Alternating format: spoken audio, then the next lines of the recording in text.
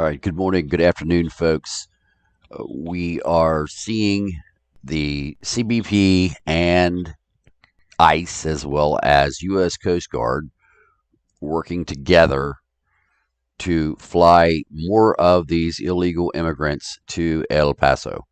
Rove 2-1 and flight cross runway 8 got approach and remainder swing seat taxi to Atlanta. Do you familiar? So we are seeing on our screen here, this is U.S. Coast Guard aircraft 2003, a C-130, has departed again this morning from Del Rio, Texas, right here on the tarmac. And we always know that they're not coming out of the terminal because the terminal is over here. So they come out over here, taxi off, and took off to the southeast and circled back around and started heading northwest. So they can come up here along the border.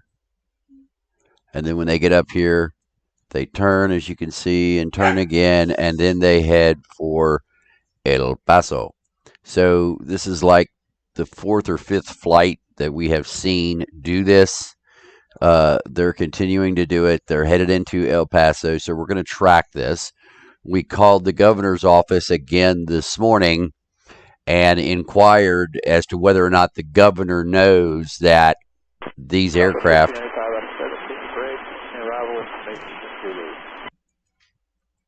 and to know whether or not the governor is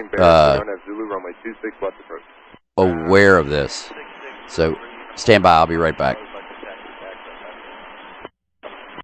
6603 uniform with position as requested.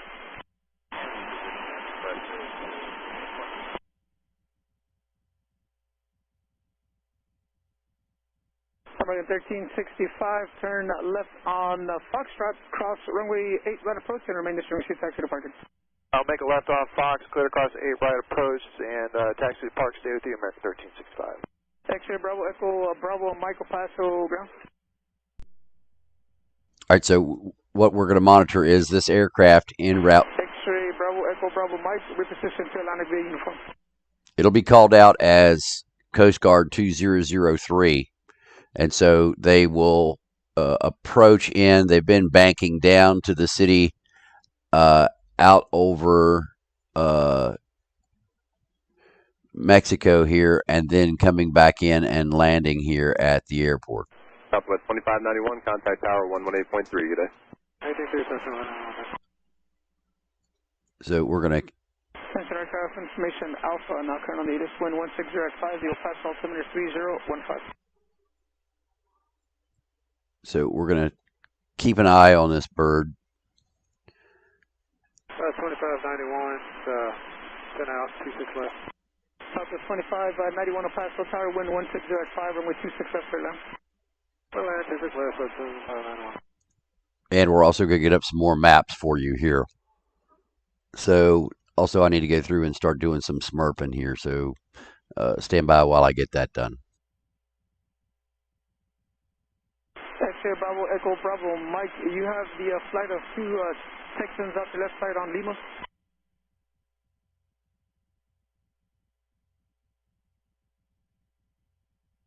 X-ray Bravo Echo Bravo Mike, Roger, pass behind the flight of 2 Texans also going to Atlantic. They're going to make a right turn on uniform.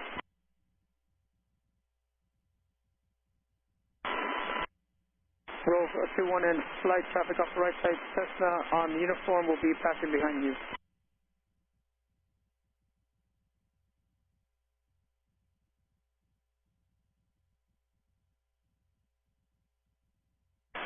Experimental 963, Delta Foxtrot, PNS taxi, with turn. Experimental 963, Delta Foxtrot, El Paso ground, runway 26 left, taxi via uniform Lima. Lima 26 left, 3 Delta Foxtrot. Number 3 Delta Foxtrot information Alpha, now current on the ATIS wind 1505, the El Paso altimeter 3015. We got Alpha 015, 3 Delta Foxtrot.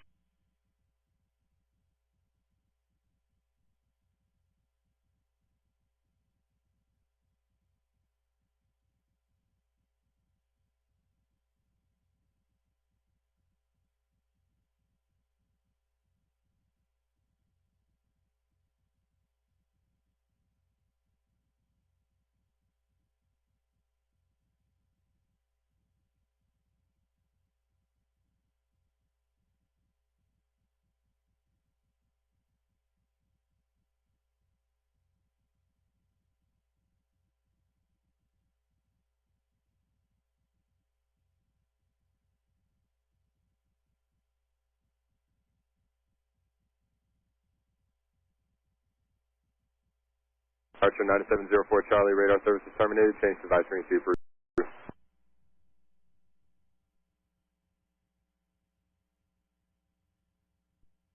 I'm going.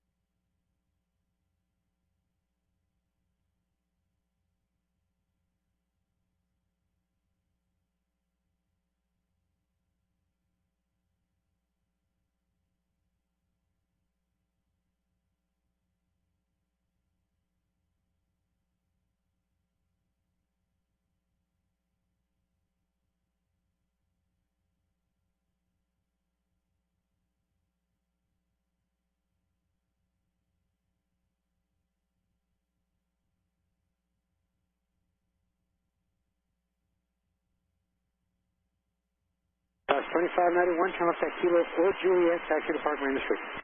Kilo to Park Southwest, 291.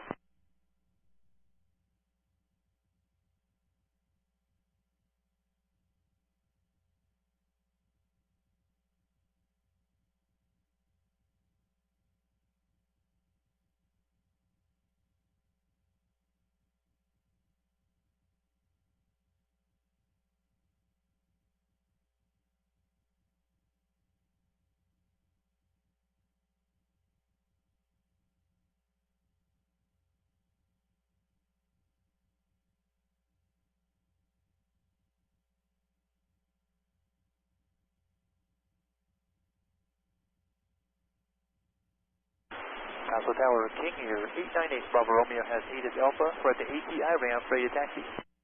For ATI taxi signal conference. King here, 898 Bravo Romeo. 898 Bravo Romeo, runway 26 left, taxi to Uniform Lima. 6 left, Uniform Lima, King here, Bravo, Bravo Romeo.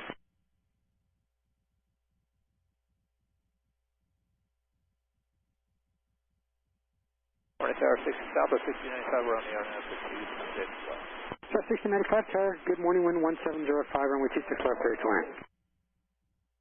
Line 26 left, South 60 stop.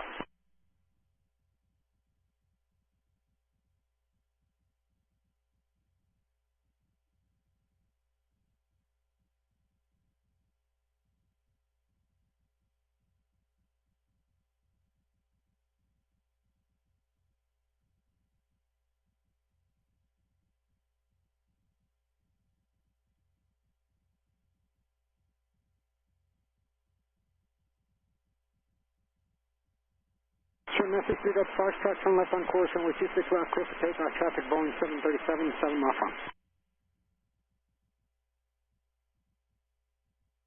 6095 is still middle, taking around with departing.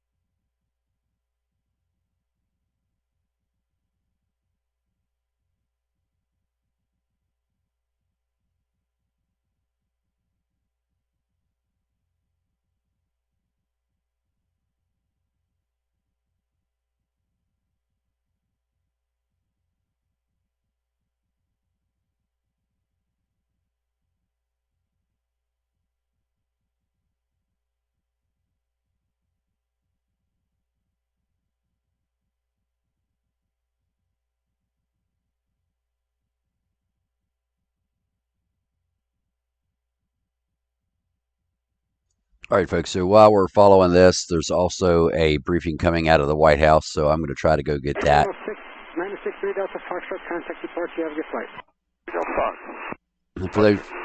For those of you just joining us, we are looking for radio traffic between the tower and El Paso and Coast Guard 2003. So that's what we're going to be listening for. We believe that when they do land here in El Paso at the airport, that they will taxi around over to this. Experimental 963 Delta Fox with you 5,100 climbing. Over to this building right here. Delta Fox, Paso departure radar contact. Proceed on course. This is the CBP facility that they are shuffling them through and then putting them on buses and hauling them out. That's what we've got here. So we are going to continue to monitor this. This is where we think the aircraft is going to end up, is right here on the tarmac, right out in front of this building. This is where all of them but one have went. The only other one landed here, but ever since then, all of them have been brought over here. So we're going to continue to bring it to you live and show you what's going on. No, they are not taking them to Fort Bliss. We believe that they're releasing them into the streets. In fact, one of them was caught yesterday with a gun. Loaded gun. I think it was on the aircraft. I don't want to say that for sure, but I was believed that they was on the aircraft. And then a pilot has been assaulted. I mean, it's been absolutely crazy with these Haitians. And, you know, it's just nuts. Hey, King Kong, glad to see you, buddy.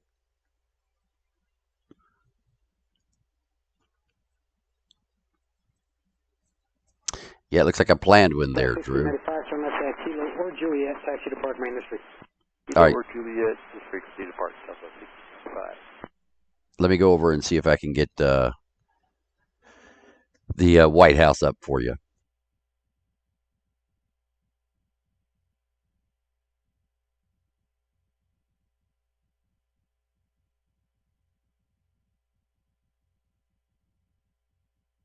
You should be hearing radio traffic out of this aircraft here in about the next 5 minutes or so. As they get up into this area here, they'll start calling and make their approach in, however they tell them. Normally, they've been putting them on that other runway,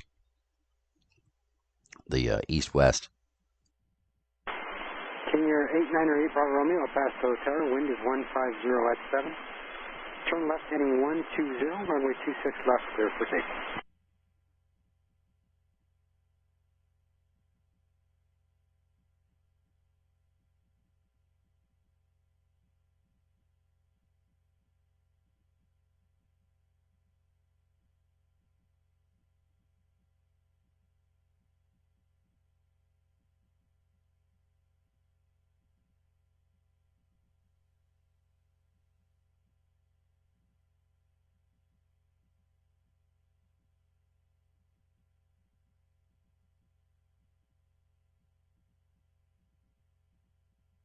All right, we're still waiting on the stream from the White House. We have the stream, but they're not live yet. As usual, they're late.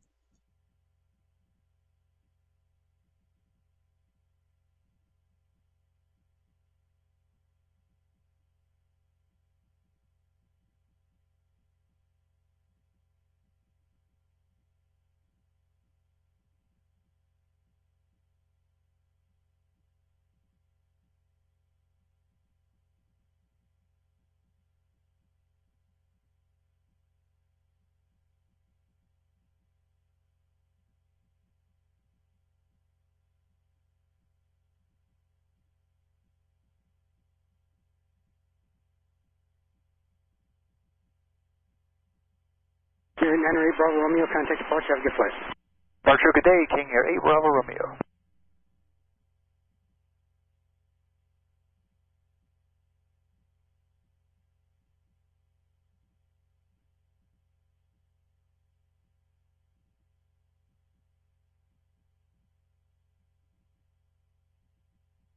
El Paso departure, King Air 898 Bravo Romeo, 5.5, climbing 1000. King Air 898 Bravo Romeo, El Paso departure radar contact, turn left direct hold. Left turn direct hold, King Air 8 Bravo Romeo.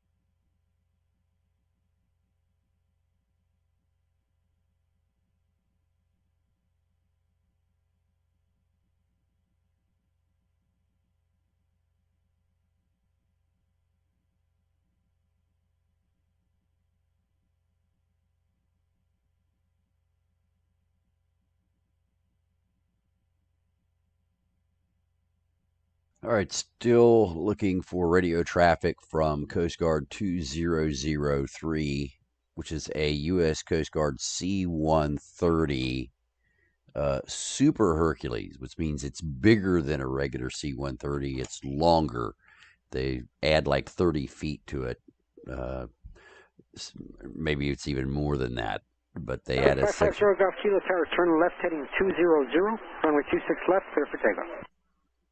They add a section in front of the wings and a section behind the wings. And they're just adding to the fuselage, making it longer so you can carry more Haitians in a Super Hercules.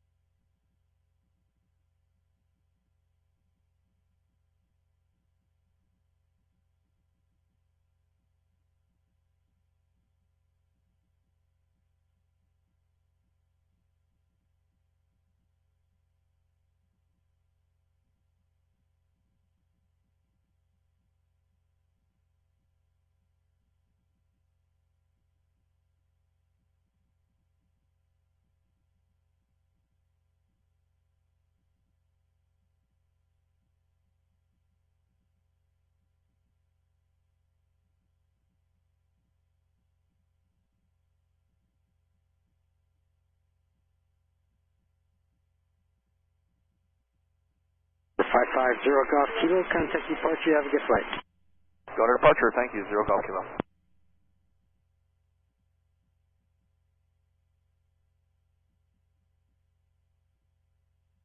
Departure, Cirrus 550 Golf Kilo, 4,600, climbing 16,000, heading 200, 0 Golf Kilo. Tower 550 Golf Kilo, pass the departure radar contact.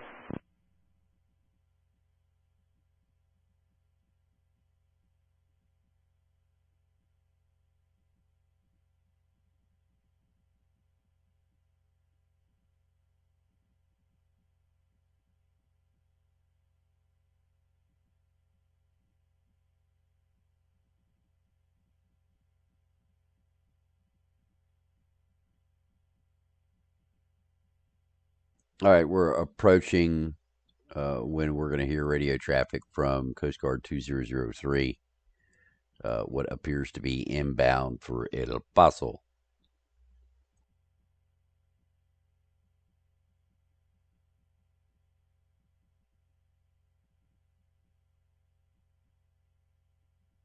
Environmental 963 Delta Foxtrot, radar service terminated, squawk VFR, free and change approved, good day, sir. Delta Fox, thank you, sir.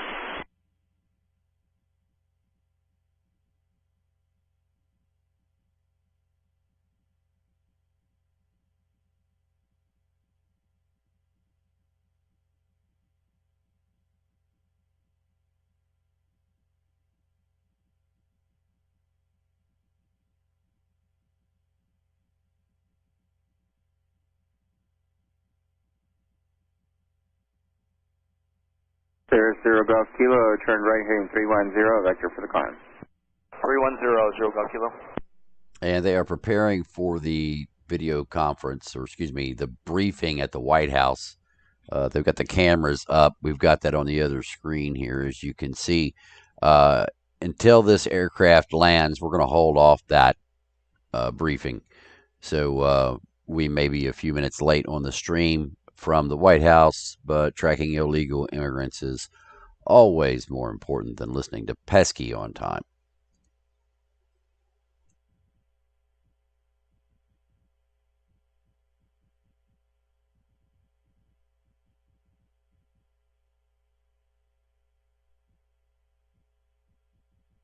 Cirrus 0 Golf Kilo, when able, direct Molly, flight plan route. Direct Molly, 0 Golf Kilo.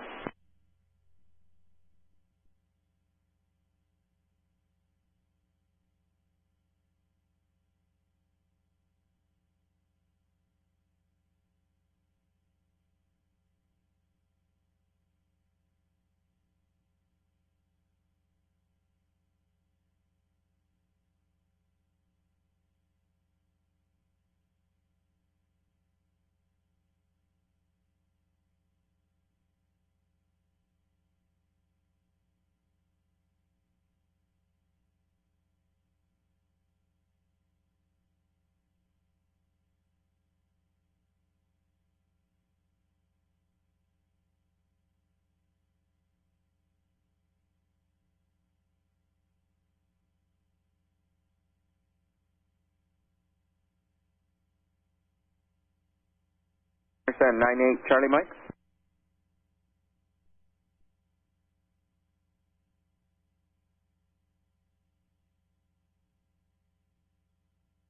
Commissioner 918 Charlie Mike, El Paso approach, squawk 0453.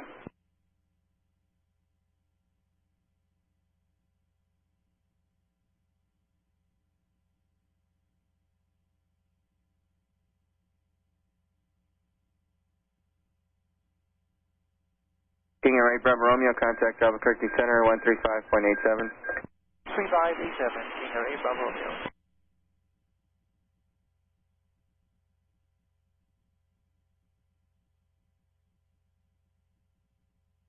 All right, so the press conference has started at the White House with Pesky, but again, we're going to delay that until... 91 Charlie Mike, radar contact 10 miles southeast of Doña Ana, Paso altimeter 3015, enter left downwind runway 26 left at El Paso, say your altitude. So we're going to wait until they land this Coast Guard plane here in El Paso. Full of immigrants here. They should start descending. Right, Charlie Mike, roger, altitude checks. Wind 1305, altimeter 3015. They should start descending in altitude here shortly, and then get their permissions here to land. We're looking for radio traffic from Coast Guard 2003 El Paso.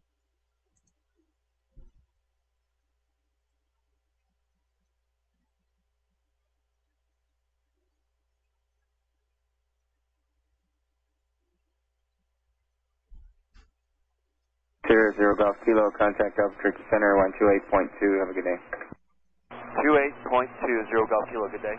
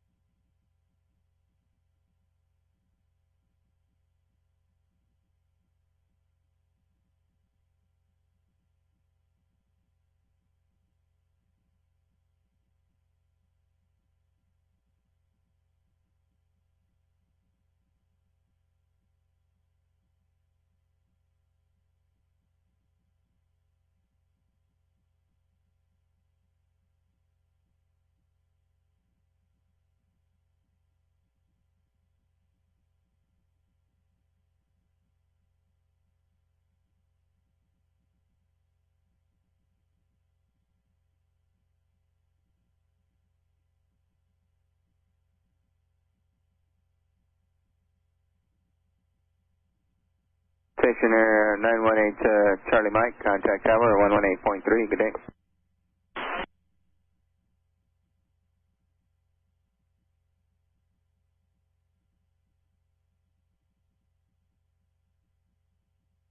We're 918 Charlie Mike, fast 7 with 26 left, clear to land.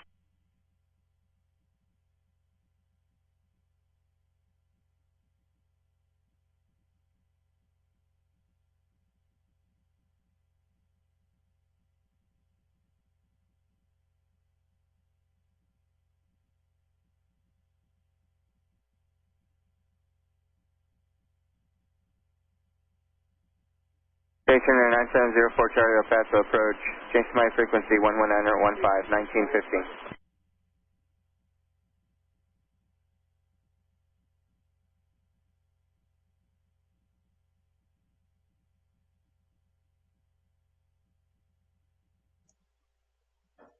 All right, here's a view. 9704 Charlie Roger, squawk 0447. It's a view of the airport in El Paso, so we've got that up for you as well. We should be hearing this traffic from Coast Guard 2003 here momentarily, as we can see that the color bar behind the aircraft. Archer 9704 Charlie Zeta contact 6 miles southeast of Las Cruces Airport, altimeter 3015, say altitude. And you can see by the color bars here that they are starting to descend. And he's kind of green, which means he's going down from here. So let me change that. There you go. So now you can see. 04 Charlie, El Paso approach. Now you can 04 see. Charlie, your radar contact. 7 miles southeast of Las Cruces. Stay altitude. For Charlie, altitude checks. How will the ILS terminate? Roger.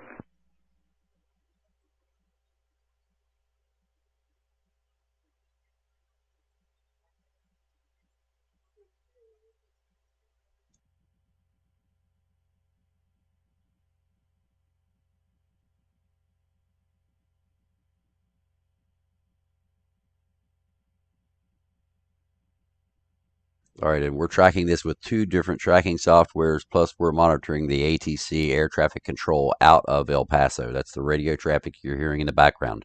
We've got ground, we've got approach, we've got tower, and we've also got departure. Every frequency that they're operating on to operate the airport, as far as communicating with airplanes in the commercial spectrum and military spectrum, as far as approaching in, is over these frequencies. We're monitoring them all. So it's not a matter of, oh, Lee, it's just the plane is inaccurately displayed on the map.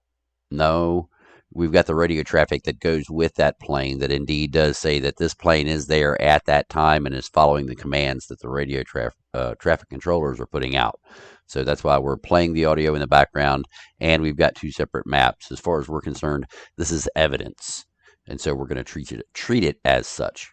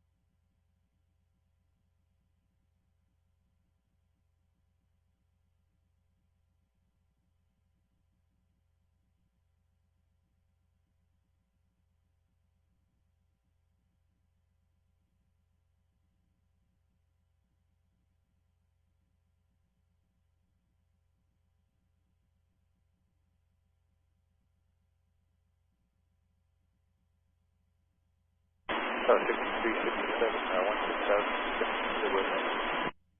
Southwest 6367, El Paso approach. Clear RNAV Zulu, runway 22 approach.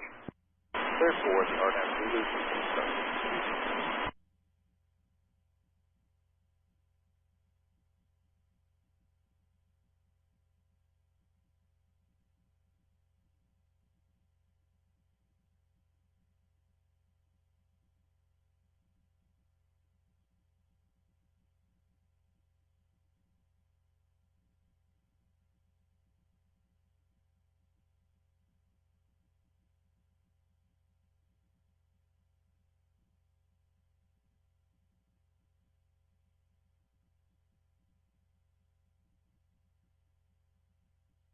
Number 25976, El Paso approach. Change my frequency 119 or 15, 1915.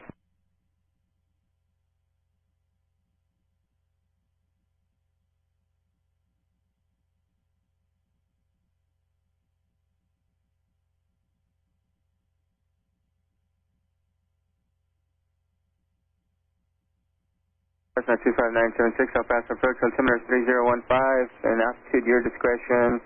Use caution, multiple VFR targets in the vicinity of Doñana.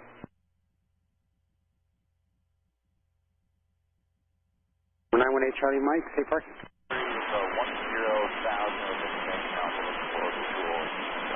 Coast Guard 2003 El Paso approach. Proceed direct to Busey. Descend and maintain 8,000. Vector for the visual approach. Runway 26 left. There you go. There they are. Coast Guard 2003. They just talked. Coast Guard 2003. Fly your present heading. Descend and maintain 8,000. There you go.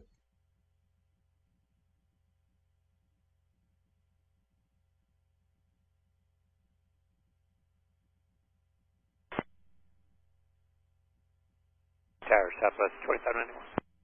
2591, go ahead. Hey, we're pushing in about 20 minutes or so. Is anybody, any chance getting out on 8 right today, or y'all sticking with the west?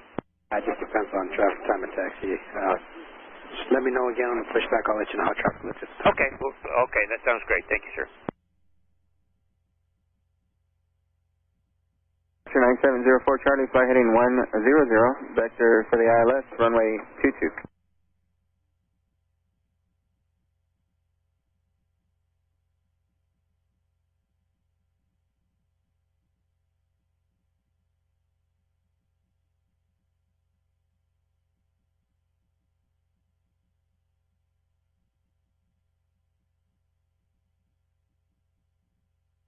El Paso approach, 364 Pub Hotel, level 8,500. Sure, 664 Papa Hotel, Paso approach, altimeter 3015. Expect runway 26 left.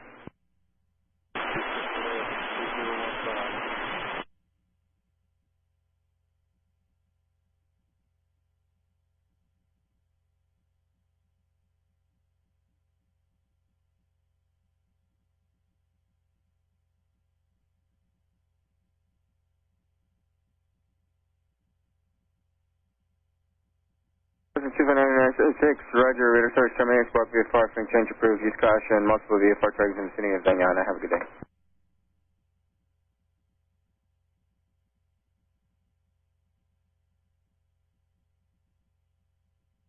Coast Guard 2003, descend and maintain 7,000. 8,000 to 7,000.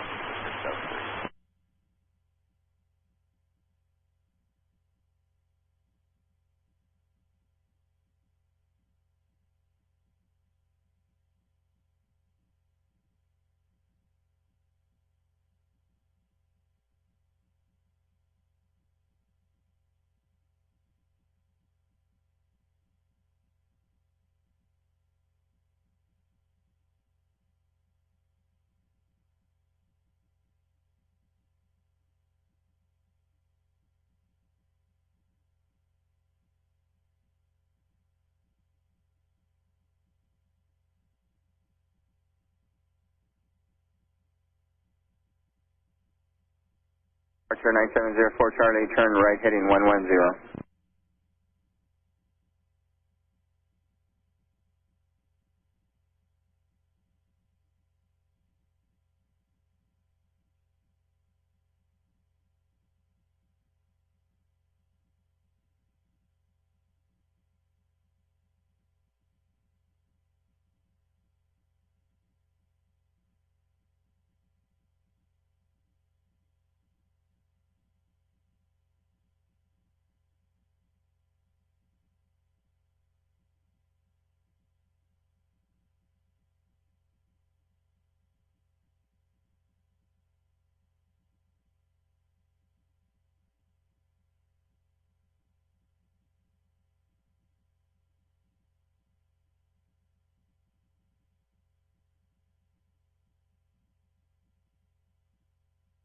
Southwest 6367, contact tower 118.3, good day.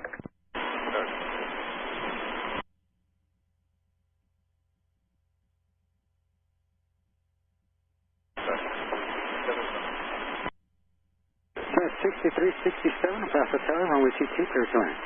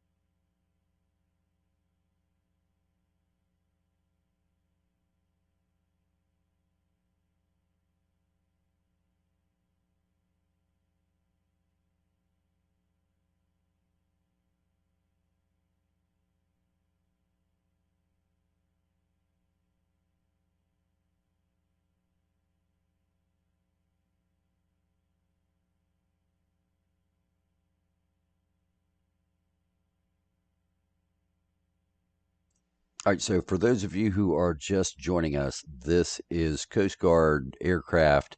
Ground America 1365, Alpha 2, ready for push. We have information Alpha. 1365, push back to your discretion. Push our discretion, 1365. Coast Guard C-130 2003. 44 Kilo Whiskey El Paso approach, idents, El Paso altimeter 3015. It's en route from Del Rio, Texas to El Paso. 4 Kilo Whiskey radar contact, 8 miles southwest of El Paso, enter left downwind, runway 26 left.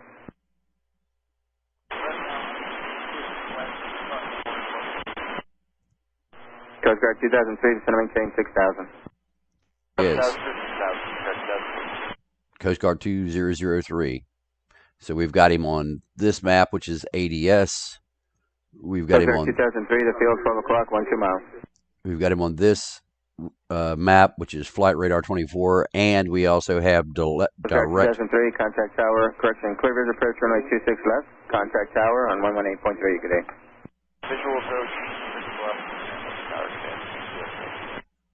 Enter in 4 Kilo Whiskey, contact tower 118.3. 118.3, this power, reported 4 Kilo Whiskey.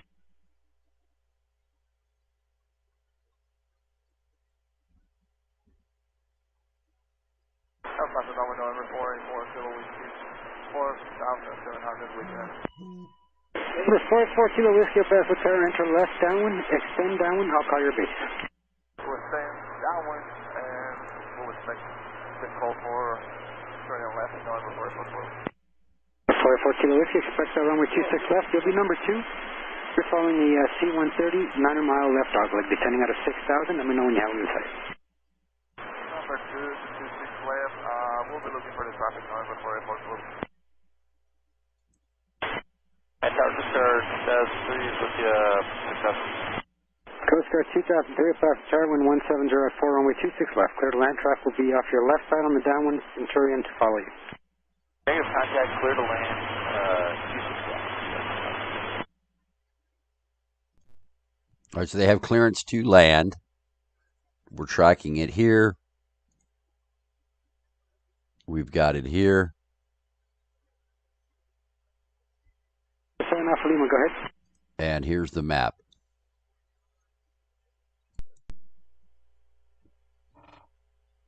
So enough, we have your contact clearance delivery 125.0 so they can put it in the system.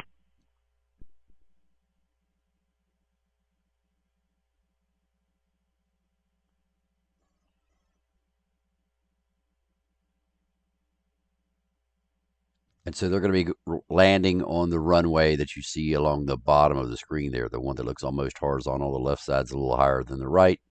That is 26 left. And so they're going to be running in on that runway, coming down, and then doubling back, I believe, and coming over to the U.S. Customs and Border Patrol facility there in this, about the center of the bottom of your screen. Number 484 Kilo Whiskey, or to follow that traffic. Caution, wake turbulence, runway 26 left, clear to land. We'll follow the traffic at number 2, and we'll be aware of the turbulence. Number 44 Kilo Whiskey, clear to land.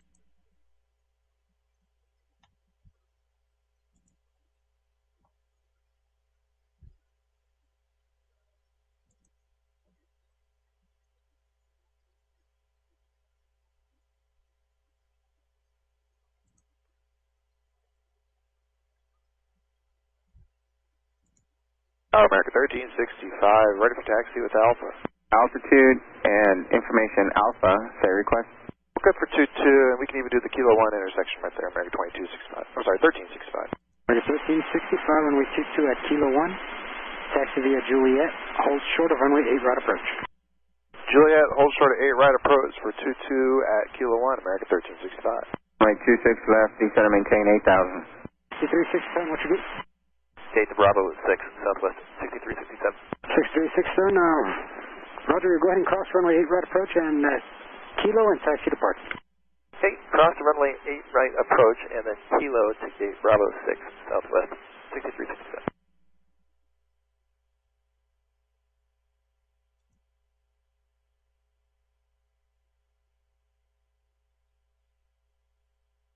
November 925 Romeo Hotel, squawk 0434, and change my frequency 119.15. Okay, just cross the threshold on both of these 1915, squawk 0434. Coast Guard Flight 2003 is most likely on the ground now at El Paso. We'll do that momentarily here when we see the line change. Number 925 Romeo Hotel, radar contact 2 miles north of Mali, altimeter 3015, say altitude and request. Yeah, they are decreasing their speed here. So yeah, they're down. Touchdown speed here. They're going to taxi and make a left. Rogue 01, I'll pass approach. How do you hear? Probably have to come down here to T and come back to get to this building right here. Traffic will be crossing downfield.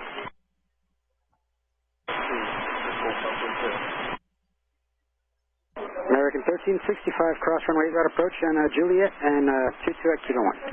Clear the Class A Res Juliet, American 1365 for 22 Kilo 1. Change my frequency 119.15, 1915 for Rogue 01, El Paso approach out. 2664, Papa Hotel, Paso Tower, wind 160 at 4, runway 26 left, clear to land. I think they'll come back this way and then come around this way. My thoughts, but we'll see.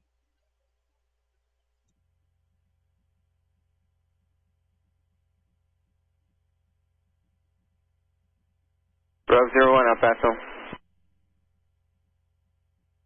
01, I have you now. And expect a visual approach runway 26 left. Descend and maintain 7,500.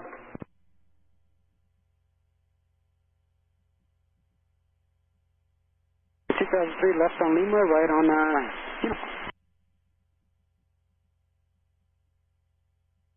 Tower Transatlanta 38, send us road to taxi. Number 727 Alpha Lima, Paso Tower, runway 26 left, taxi via Zulu, Zulu 1 Lima. I'm sorry, November 925 Romeo Hotel, radar contact 20 miles northwest of El Paso at 9,500. Altimeter 3015, say request. Number 727 Alpha Lima, say again. 5 Romeo Hotel, roger.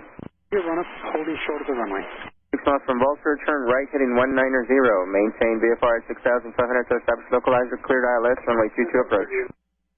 Turning right 190, cleared the ILS 22, Anderson. And descending 6,500, 9704 traffic. Northeastbound on taxiway, Lima has a critical release plan. Okay, 22 Kilo 1 and falling into the Airbus Transport 10 Could taxi up here and make a right and then come down here to the CBP facility. He should come up here and stop if he's done the same thing all the rest have. We'll see here in just a moment. Flight radar is also showing the aircraft departing. Approach altimeter 3015. We're also over to the taxiway. Interesting, it's a little behind now. ADS is still on it. 44 Kilo, are you familiar? 01, El Paso approach up. 4 Kilo, Roger, turn left there on Tango. Left on Lima, right on uniform.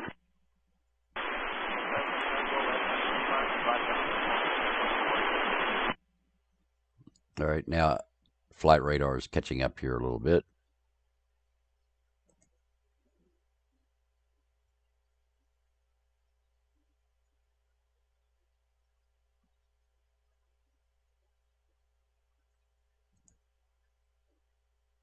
This is 601, roger, would you like 22 or 26 left? This is 601, flight present heading, descend and maintain 8,500, runway 22, visual approach. This is 601, 8,585. November 9704 Charlie, are you correcting, sir? Looks like you went through the localizer. Yeah, we're correcting 9704 Charlie. 704 Charlie, contact tower 118.3, good day. American 1365, we'll be ready. American 1365, fire the T down 3, departure runway 22 at Kilo 1, clear for takeoff. On a T-down 3 departure, clear for takeoff, runway 22 at Kilo 1, American 1365.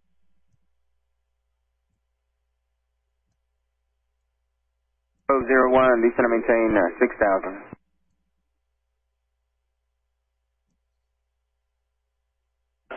Oh, 01, El Paso approach. We'll be straight ahead, just on uniform, and then I'll point out customs once you get closer. Pointing out customs once he gets closer.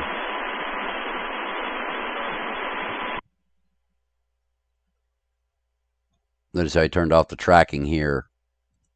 We still got it here, but it's off on this other Flight Radar 24. That aircraft is not there. 01, the field 12 o'clock, 10 miles.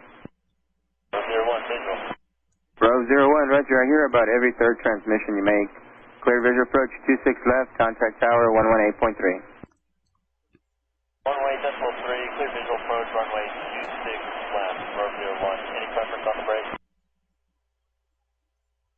Row 01, I was not aware you're doing the brake. It'll be left brake, pattern altitude 6,000. Left brake, pattern altitude 6,000, row 01. Let me know before you do that. Coast Guard 2003, turn left here in just a moment.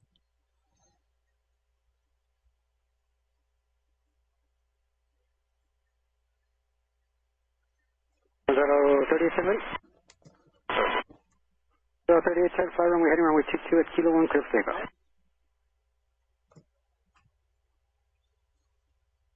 Number 4, Papa Hotel, where are you parking?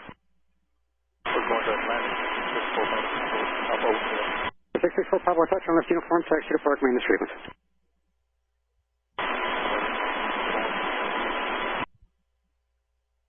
Okay.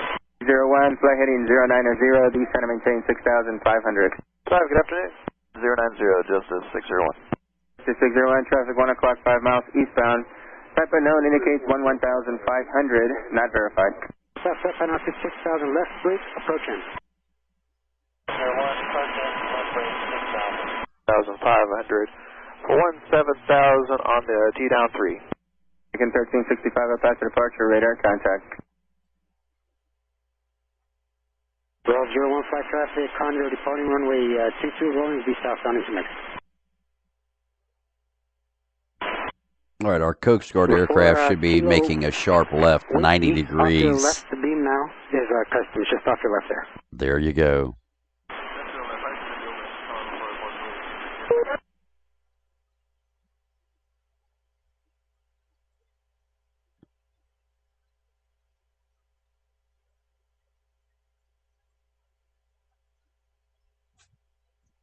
Tower, row 01, request descent to the brake. Roll 01, approved as requested at the traffic 12 o'clock, 3 miles, 4,500 southbound in the climb. Row 01, visual. Roll 01, maintain visual separation with that traffic. Row 01.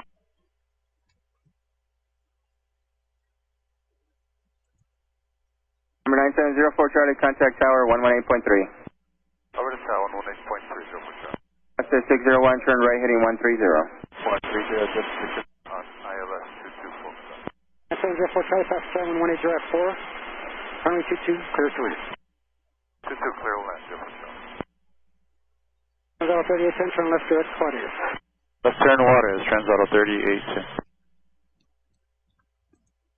3810, contact what is approach 119.9, good day. 19, good day. Roll 01, wind 1705, runway 26 left, clear to land. Row 01, flight, clear to land, 26 left. Justice 601, the field is 2 o'clock and 9 miles. Inside for Justice 601. Justice 601, clear visual approach runway 22. Use caution, Biggs Army Airfield 2 miles north of El Paso. I got Biggs inside and got El Paso inside, clear visual 22 at El Paso, Justice 601.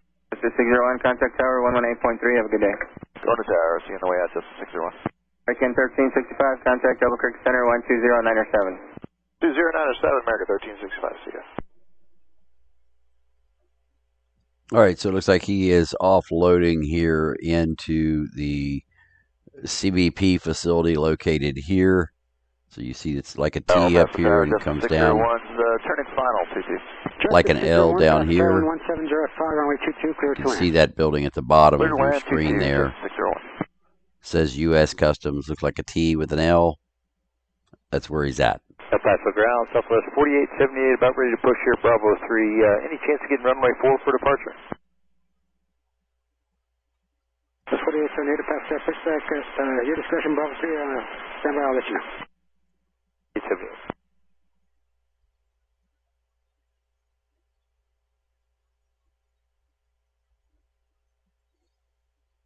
Row 01 flight, turn left your discretion, taxi to parking via Lima Uniform and main district. All right, so with that, Ground Southwest 2591, Bravo 5 with Alpha for push. 2591, push at your discretion. For push and request an 8 right if available, Southwest 2591. So with that, we're going to jump over to Pesky's briefing at the White House here.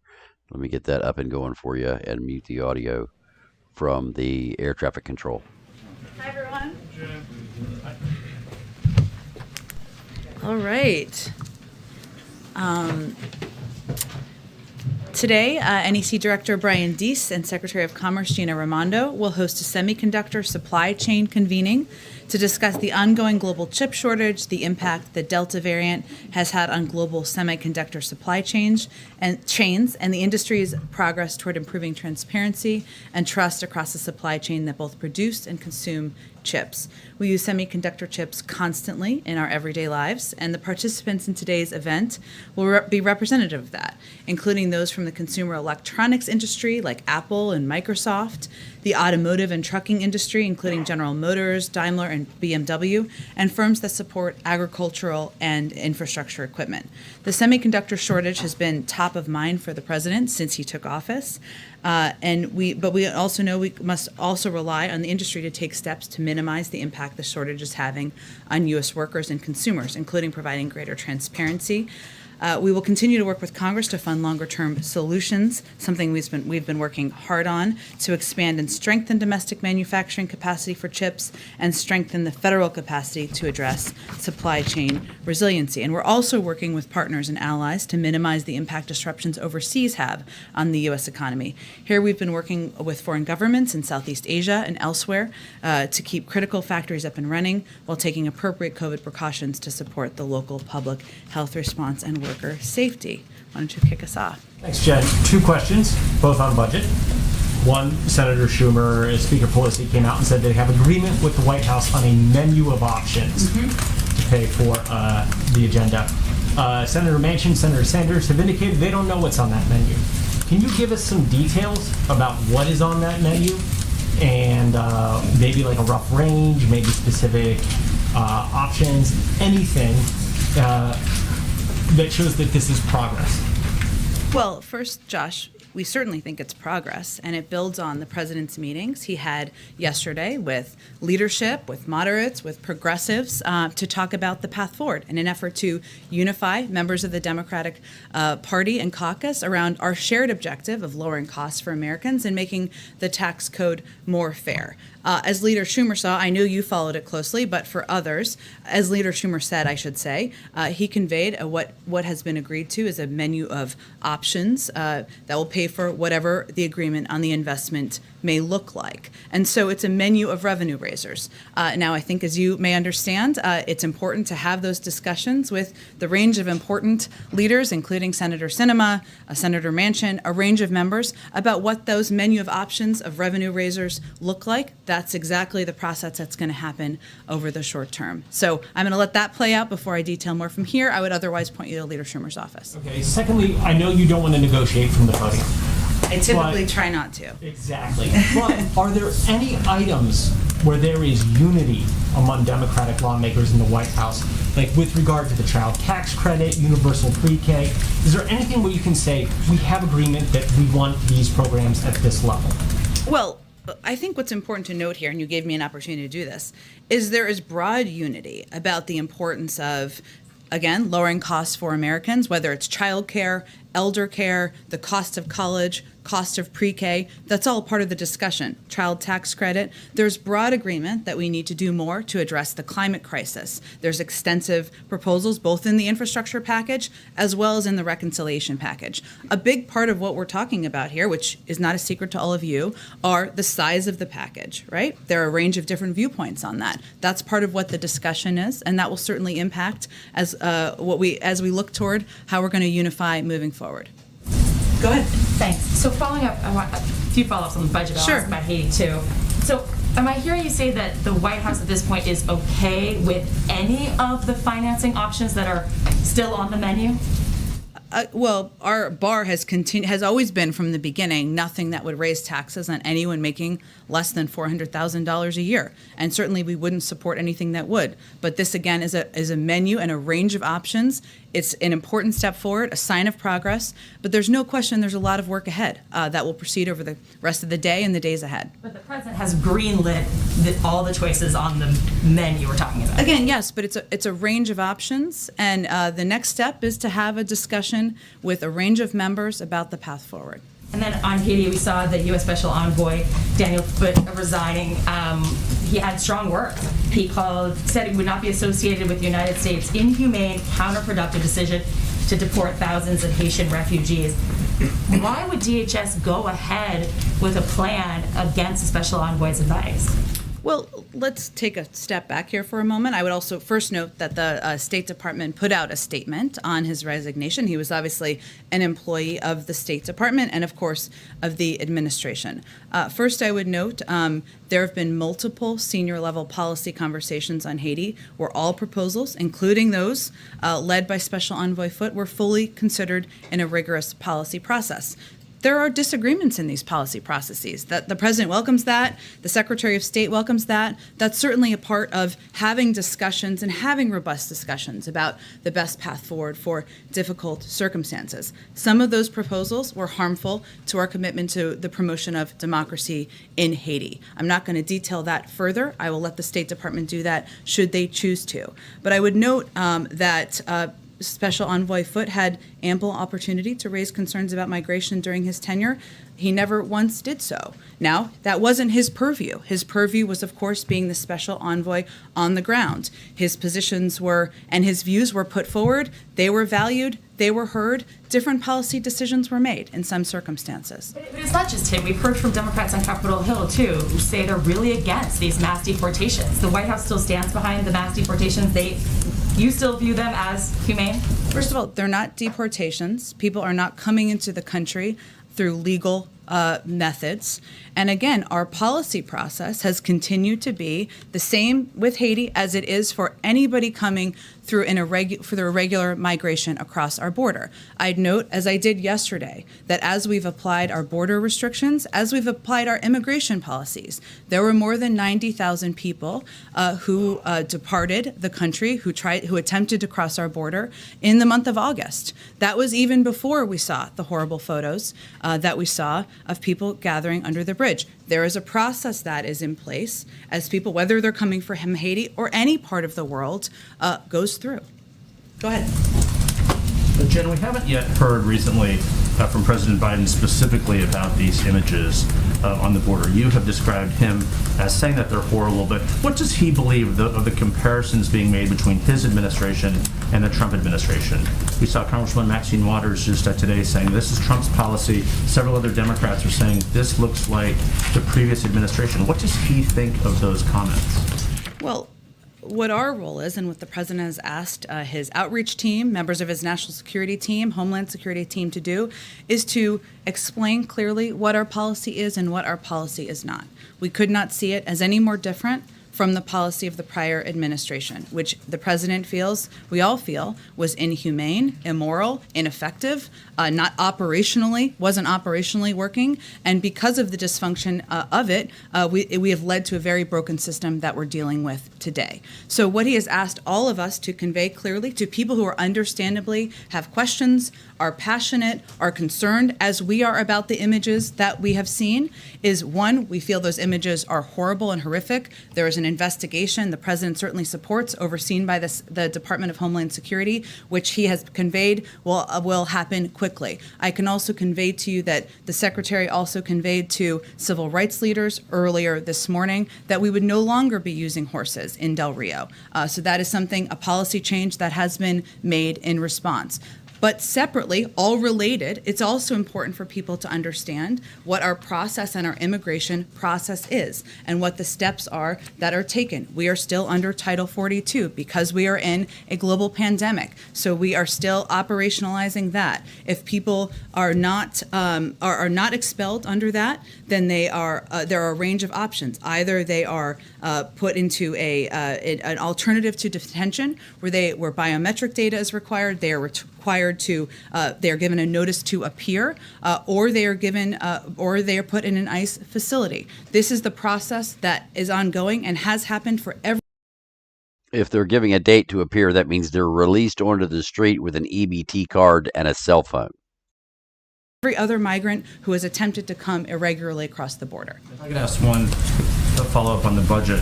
What is it about the nearly 5 hours of meetings yesterday that gives President Biden hope? Well, I think what gives him hope is that there is agreement about the need to do more to address costs for the American public, whether it's child care, elder care, the cost of college, pre-K. There's also agreement that there's more that needs to be done to make our tax system more fair. There are important discussions, and certainly there are differences of opinion on what the size of the package should look like. Those are important discussions, but he felt encouraged by how constructive the conversations were. He's going to have his sleeves rolled up, and he'll be very engaged moving forward. Rolled up, what will be happening this afternoon? Who is he planning on meeting with here at the White House? We're still finalizing specifics, but I think there'll be members who we're working to see if there can be meetings at the staff level at this point as a follow-up to yesterday. At the staff level, but the president will not be meeting with lawmakers today.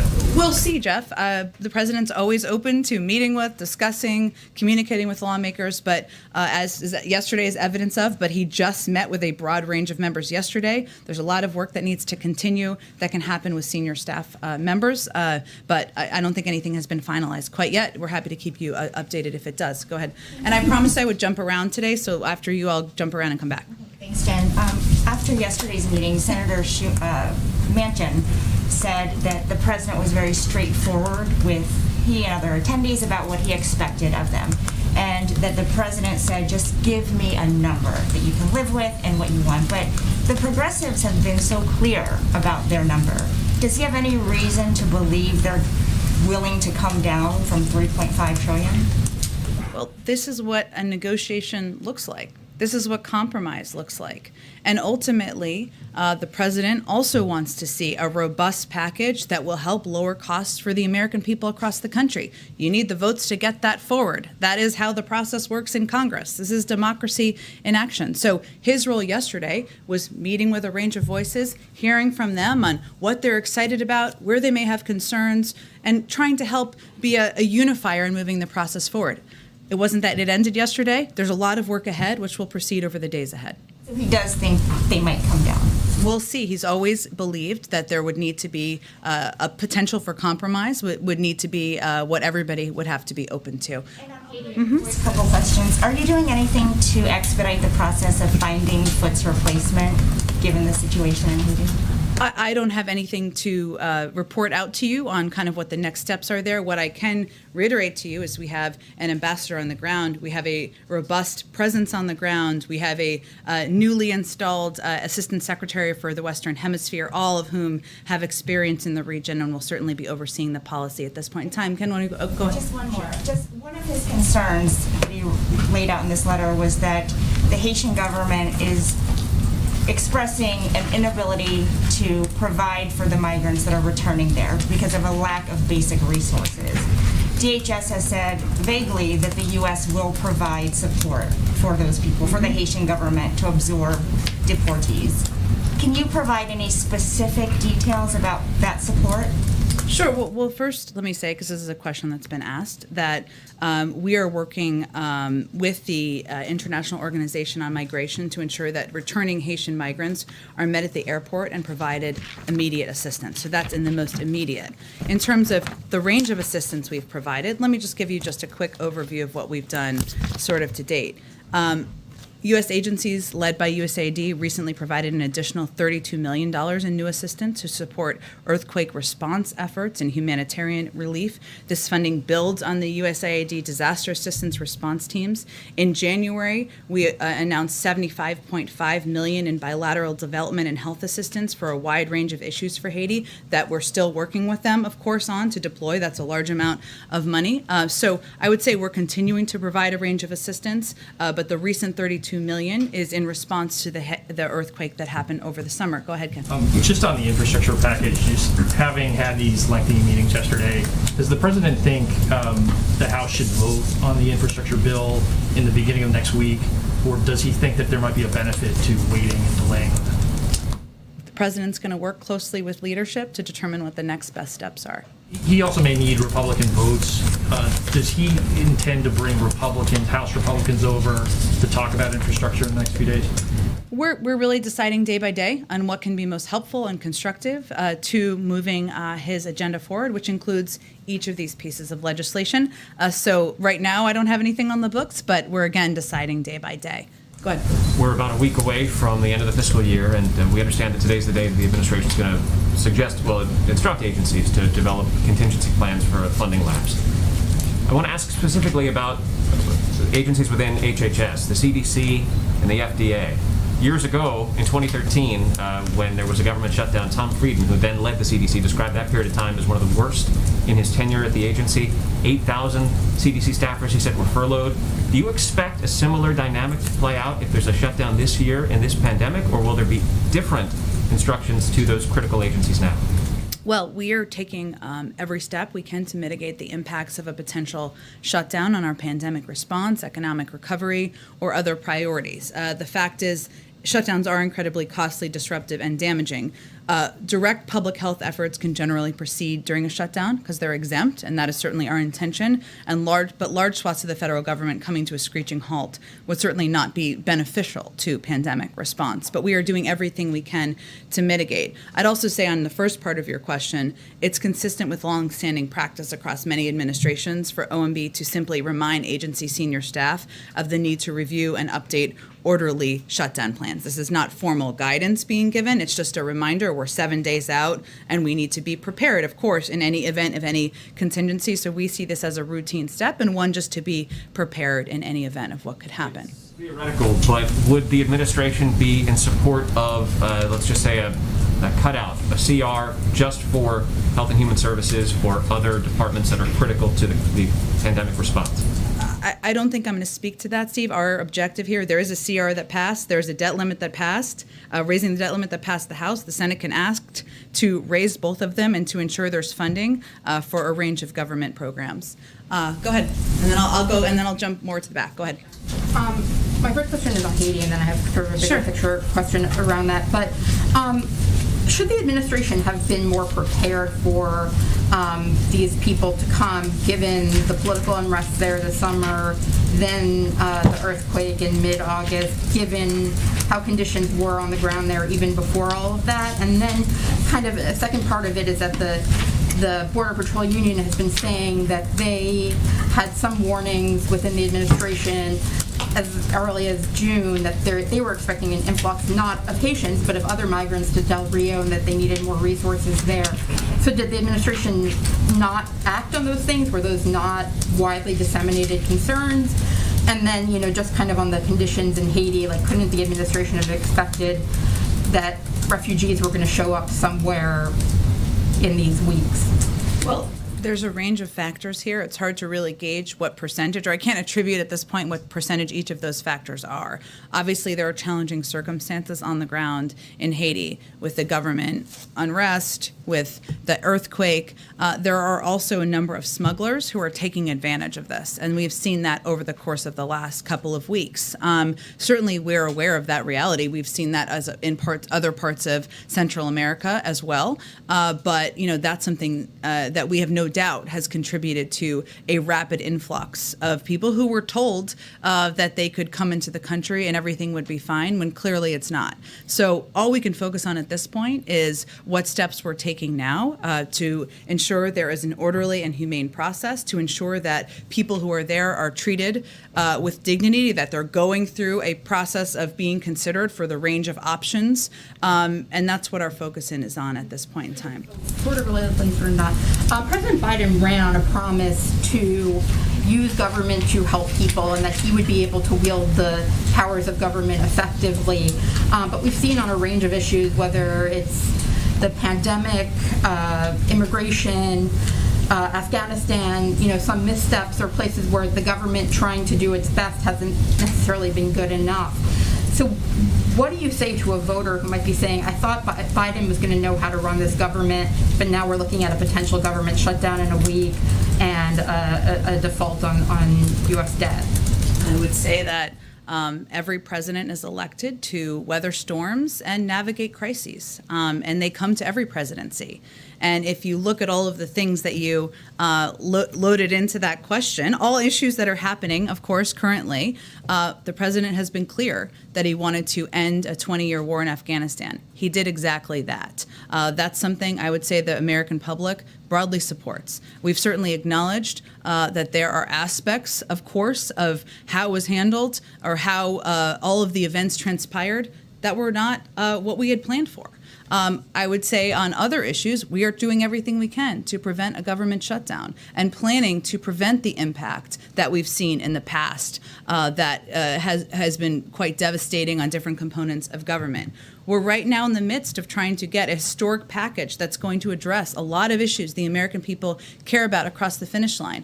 And making policy is messy, so we're right in the middle of that. So I would say to anyone who feels that way, we're in the middle of navigating and weathering storms and dealing with crises. That's what a president should do. That's what an administration should do. We're not going to shy away from that, and that's what people were elected him to get through. Go ahead. Also on Haiti, building on Jeff's question, I mean, when you have Maxine Waters saying that what these images and this policy harkens back to the slave trade, I mean, you're saying here that you're trying to communicate what the policy is. She and other Democrats who are your allies in other political projects are criticizing that very policy.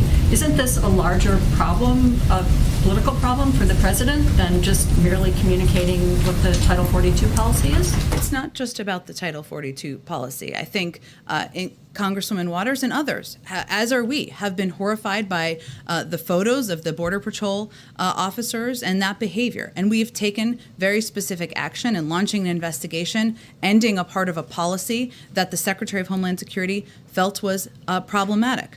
There has also been a view that we were handling our immigration policy in a different way than we were handling for other migrants who were coming across the border. That's not true. And so what we've been doing is trying to explain what our policy and our process is and reiterate to everyone that our objective is not to keep the policy as it is, which is broken, which is not workable long term, to work with people who are frustrated to put in place a new immigration policy that is humane, that is orderly, that does have robust asylum processing. But we've also reiterated that it is our objective to continue to implement what is law and what our laws are, and that includes border restrictions. Go ahead. Jen, in the spirit of explaining policy, can you explain how the administration is determining who gets to come in and get processed under Title VIII and get an NTA and who's getting expelled? On-the-ground reporting suggests that it's based off demographic, not racial demographic, but if you come in as a family, single adult, what have you. How is Border Patrol determining right now who actually gets to stay in and get processed and who gets expelled under Title 42? Sure. So across the border, including in the Del Rio sector, we continue to enforce Title 42. Families and single adults are typically expelled under this CDC directive when possible. The determination of who can be expelled or not is determined by a number of factors, including the makeup of the specific family unit. Some people with kids who are younger than a certain age are not accepted back in certain countries. We know that from our immigration policy writ large, long before the last couple of weeks. And agreements with the country origin and as well as agreements with the country of origin or last residence. As you know, and as all of you have reported, this is not just a case of everyone coming directly from Haiti. People are coming from different countries, some where they have lived for periods of time. Family units are different, and so each is made on a case-by-case basis. Another determining factor is detention capacity, both within ICE and CBP. And so, as we have stated, those who cannot be expelled are placed into removal proceedings and issued a notice to appear, or when capacity issues and processing backlogs arise, they may be processed via an alternate means, which requires them to report to an ICE office to commence the next steps in their immigration proceedings. That's how the process works. DHS thus far has not given data on, specifically in Del Rio, of those who have been processed under Title VIII and those who have been processed under Title 42. Is there any breakdown that you can provide on that? I think they did provide yesterday, and I think they're going to be providing regular updates, and certainly this is something that is under their purview. As you noted, that the department has conducted 2 repatriation flights yesterday. I'm just going to give you a little more information than you asked for, but just so everybody has it. With a total of 318 Haitian nationals on board, these flights will continue. Since Sunday, September 19th, 12 repatriation flights have left the United States. 1,401 Haitian nationals have been returned to Haiti. 3,206 Haitian nationals have been moved from the Del Rio camp to CBP custody or to other sectors of the United States border to either be expelled via Title 42 if possible or placed into removal proceedings. Sometimes it requires a discussion in order to determine the path forward. Then, therefore, there remain less than 5,000 migrants in the Del Rio sector. And can I ask about police reform as well? Sure. Obviously, reports that those talks are dead. What's the White House strategy now moving forward to try and rein in police departments? And I know that the readout yesterday mentioned working with Democrats both in the House and the Senate, but what's the strategy also for the White House to work with Republicans as well, who did ask for more concessions when it came to these negotiations? Well, I spoke to this quite a bit yesterday, but I'm happy to speak to it again. Part of our objective is to communicate and work with a range of members, activists, and others who've been involved in pressing for reform, something the president strongly supports. That includes the consideration of executive action, and certainly includes considering whether there is a path forward legislatively. Obviously, we just saw those talks break down just yesterday, so those engagements need to resume, but those are really the next steps in the process. Karen, go ahead. Thanks. Getting back to the Monday potential vote on infrastructure, you had said in response to Ken's question that the president's working closely with leadership to determine what the next best steps are. But what has he indicated he thinks the next best steps are? Is he looking at Monday as a hard deadline, or would he be okay with that vote being delayed by a couple of weeks? Again, he is somebody who has been through this process quite a few times before, and he is going to work in close consultation with leadership. That's when the vote is scheduled. We don't have any information to suggest that has changed, but our focus right now, and really his focus, is on finding common ground, working together to unify the caucus and the party around a path forward. And to follow up on that, and what you had said earlier about there's a lot of work that still needs to be done, and the president sees himself as a unifier in this process moving forward, does he feel that he has to sit down in the same room with the moderates and the progressives? Yesterday the meetings were separate. You explained why, but does he think he needs to have all of those stakeholders together to actually move this process forward? We're going to determine day by day. what the right next steps are. So yesterday he had meetings with a range of voices, some who had different points of view. That's part of who we are as a Democratic Party, part of democracy, and we'll determine day by day what the best next steps are. Today, I think it's follow-up on a staff level. A middleman then, if he's hearing from the moderates and then passing that on to the progressives. He's not the only, they're talking to each other as well. So this is just his role in hearing from all of them and playing a role that he can to unify points of view and find the next best paths forward. Go ahead, Yamiche. Thanks, Chad. A couple of questions on Haiti. The first is the president has often used his bully pulpit during the most important times in his administration. Why is he not using that bully pulpit to speak out forcefully himself on the treatment of patients? I would say, Yamiche, certainly I've represented to you all his point of view. His point of view is also reflected in the actions that have been taken through the administration, including the investigation, including the change in policy. The Secretary of Homeland Security oversees these efforts and has been quite outspoken and quite visible on what steps we should take moving forward. And he certainly may still speak to it. Obviously, there's a lot of events happening here, including the UN General Assembly, COVID, and others, and I wouldn't rule that out. Respectfully, I just have a couple more questions. Everyone else got questions in. Respectfully, I understand that you are the spokesperson for the president. These are images that are traumatizing Haitian Americans that he promised to treat respectfully and with humanity. Why isn't the president telling people himself these images that people say look like slavery are wrong? Me as president, I as president, condemn them. How is he not doing that? Why is he not doing that? What are people supposed to take away from the fact that he's not at the bully pulpit himself talking about these images? Yamiche, I think people should take away that his actions make clear how horrible and horrific he thinks these images are, including an investigation, including a change of policy, including conveying clearly that this is not acceptable and he's not going to stand for this in the Biden-Harris administration. Our actions make that absolutely crystal clear, as have our engagements with a range of voices, a range of concerned advocates, members of Congress, and others who we want to communicate with, not just about our horror, but also about what our immigration policy is moving forward. Also said in his letter, he called the U.S. policy inhumane, deeply flawed. Does the president believe anything in this letter that Daniel Foote is saying rings true, has some sort of point that he believes is true? Which aspect? He called the policy toward Haiti inhumane. He said that he wasn't specific in his letter. What I noted earlier before, let me finish, Yamiche. What I noted earlier before is that we have taken very specific actions as it relates to the horrific photos that we're not going to stand for in this administration. I don't know if he was referring to that or something else. That's why I raised the point.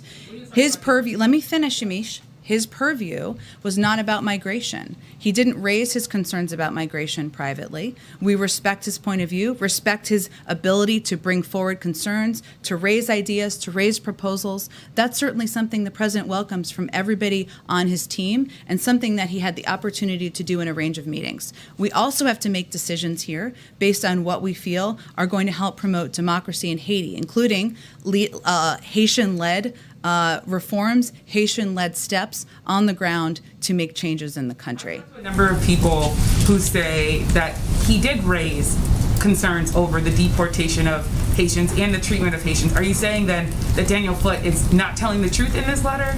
I would point you to the State Department, who have conveyed clearly in their statement what I just said. One last question, I promise. Yeah. The last question is, Daniel Foote, the former special envoy to Haiti, he's raising this idea that the U.S. should be listening to Haitian civil society, not backing the current prime minister who was not elected by the people. What's the president's response to that? Because those civil society members have been telling me and other reporters for months, even before the assassination of the president, that President Biden was not listening to the people of Haiti about how to move forward with their government.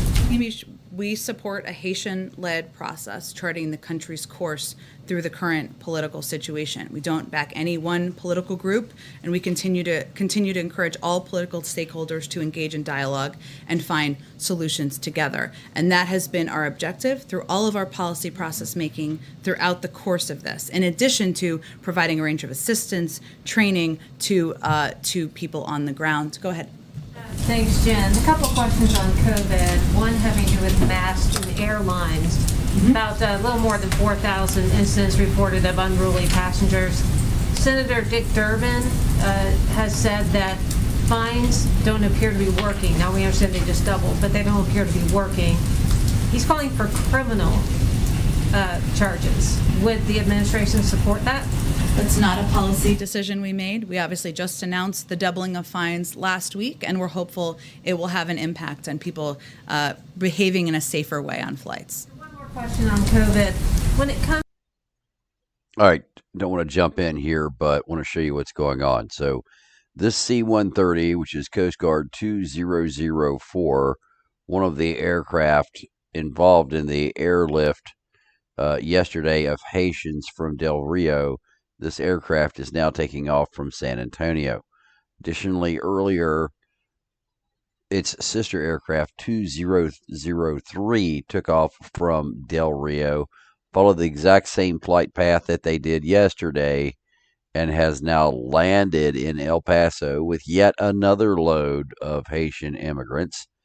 This aircraft is now on the tarmac here as we speak. So my belief is that 2003 is about ready to take off from El Paso.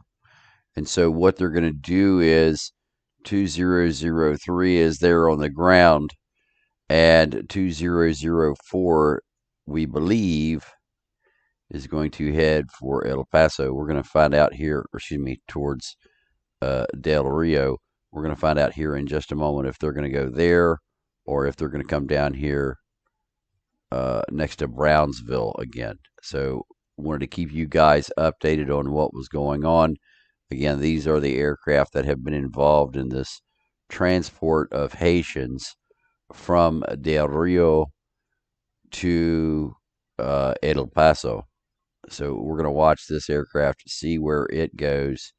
Also some other aircraft operating in the area, but I'm not going to talk about those right now. I think that might be part of something else that I can talk about later, but not something that I want to get into at this particular moment in time. So with that, we're going to keep an eye on this aircraft, and we're also going to watch Pesky here.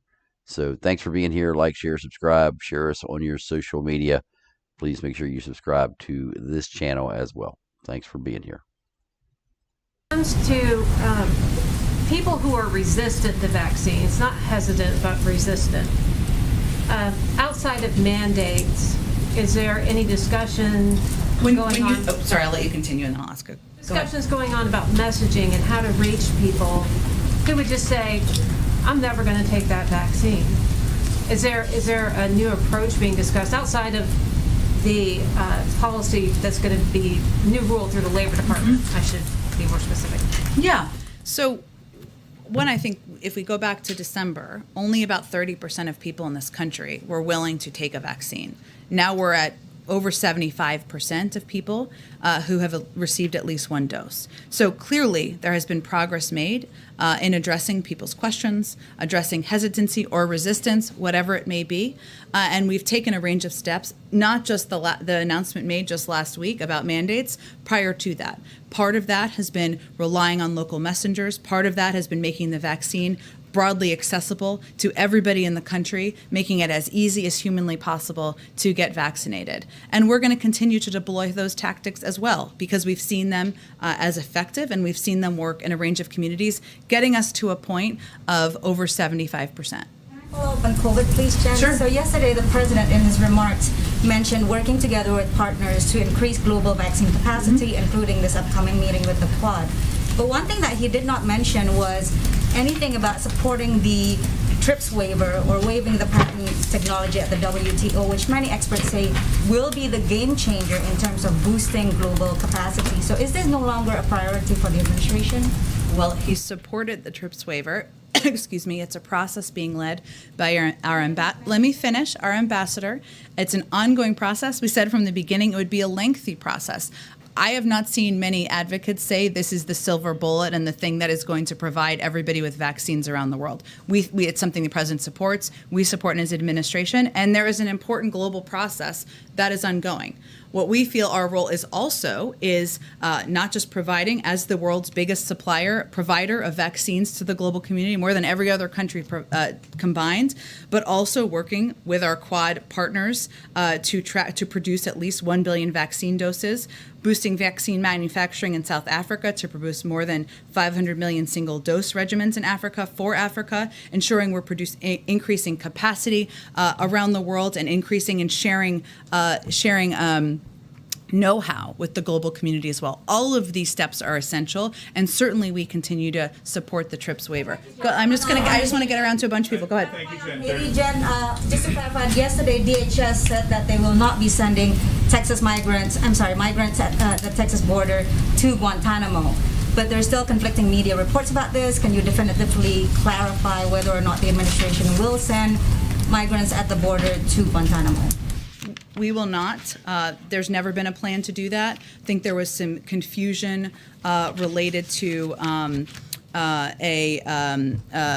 the Migrant Operations Center, which has been used for decades to process migrants interdicted at sea for third country resettlement. This request for information that went out publicly yesterday, which I think caused some confusion because of the timing, was posted in a typical routine first step in a contract renewal and unrelated to the southern border. Go ahead. Thank you, Jen. I have a question about the numbers that you gave and the math. So there are 15,000 migrants under the Del Rio Bridge Saturday. If you add up the ones that you say were expelled or released, it's less than 5,000. Say there's 5,000 that are still left. Where's everybody else? I'm happy to get you a more fruitful rundown for you, if helpful, from the Department of Homeland Security. Okay, and when you talk about how some of these people are being placed in removal proceedings, that does not mean removed, correct? That means they're in the process of going through a removal proceeding so that it can go through the process, our immigration process that's long been in place. We understand that basically most of these people that are going into removal proceedings are being put on either buses from Del Rio to El Paso and Laredo, or being flown to Tucson with no COVID testing unless they show symptoms. How is that helping anybody stop the spread? Again, we have a protocol and process in place as it relates to COVID in terms of testing and quarantining, and also vaccines are provided for a range of migrants by our partner organizations in the region. What is happening now is that, as I outlined yesterday, is that if individuals cannot be expelled under Title 42, they are placed in removal proceedings, as you referred to. That may require them being placed in ICE detainment facilities, or it may require being given a notice to appear, where biometric data and other data is taken. In terms of their transportation methods, I'd certainly point you to the Department of Homeland Security. But why should somebody, say, in Laredo, Texas, or El Paso, or Tucson, Arizona, have to have their chance of catching COVID go up because hundreds of miles away there is an open border? Well, there certainly is not an open border. We are continuing to employ our immigration proceedings and process and restrictions at the border, and that includes the implementation of enforcing Title 42, which is an authority, a public health authority. It includes moving people into either a process for expedited removal or removal proceedings. That is our immigration process that we are proceeding underneath. A final follow-up. You say the border is not open, but we're told by our teams on the ground, you guys are releasing pretty much all family units, couples where the woman says that she is pregnant, or single women who say that they are pregnant, and that nobody actually has to take a pregnancy test unless they want to. So are you suggesting you don't believe when women say they're pregnant? Is that a big issue, we think, at the border? I am not in charge of keeping the border secured. Do you guys think are. Pregnant women are posing a big threat to the border? You tell me. To the border communities? You Is that a tell big me. issue? You tell me. I'm not aware of pregnant women being a big issue of concern to people at the border.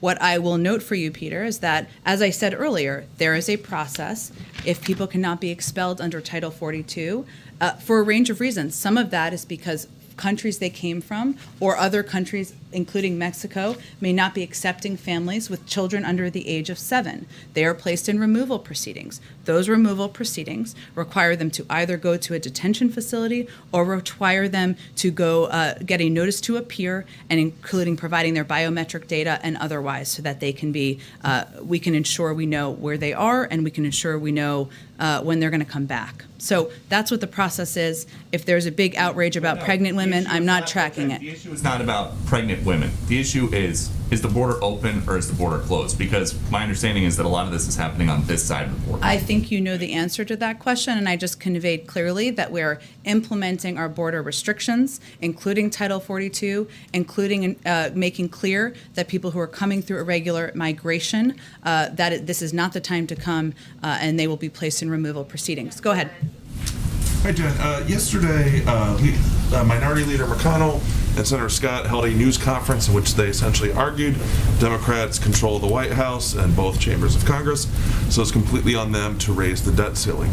Do you have any response to that? And does a debt ceiling fight, does that complicate the president's ability to get his agenda passed and deal with some of these other crises he's handling?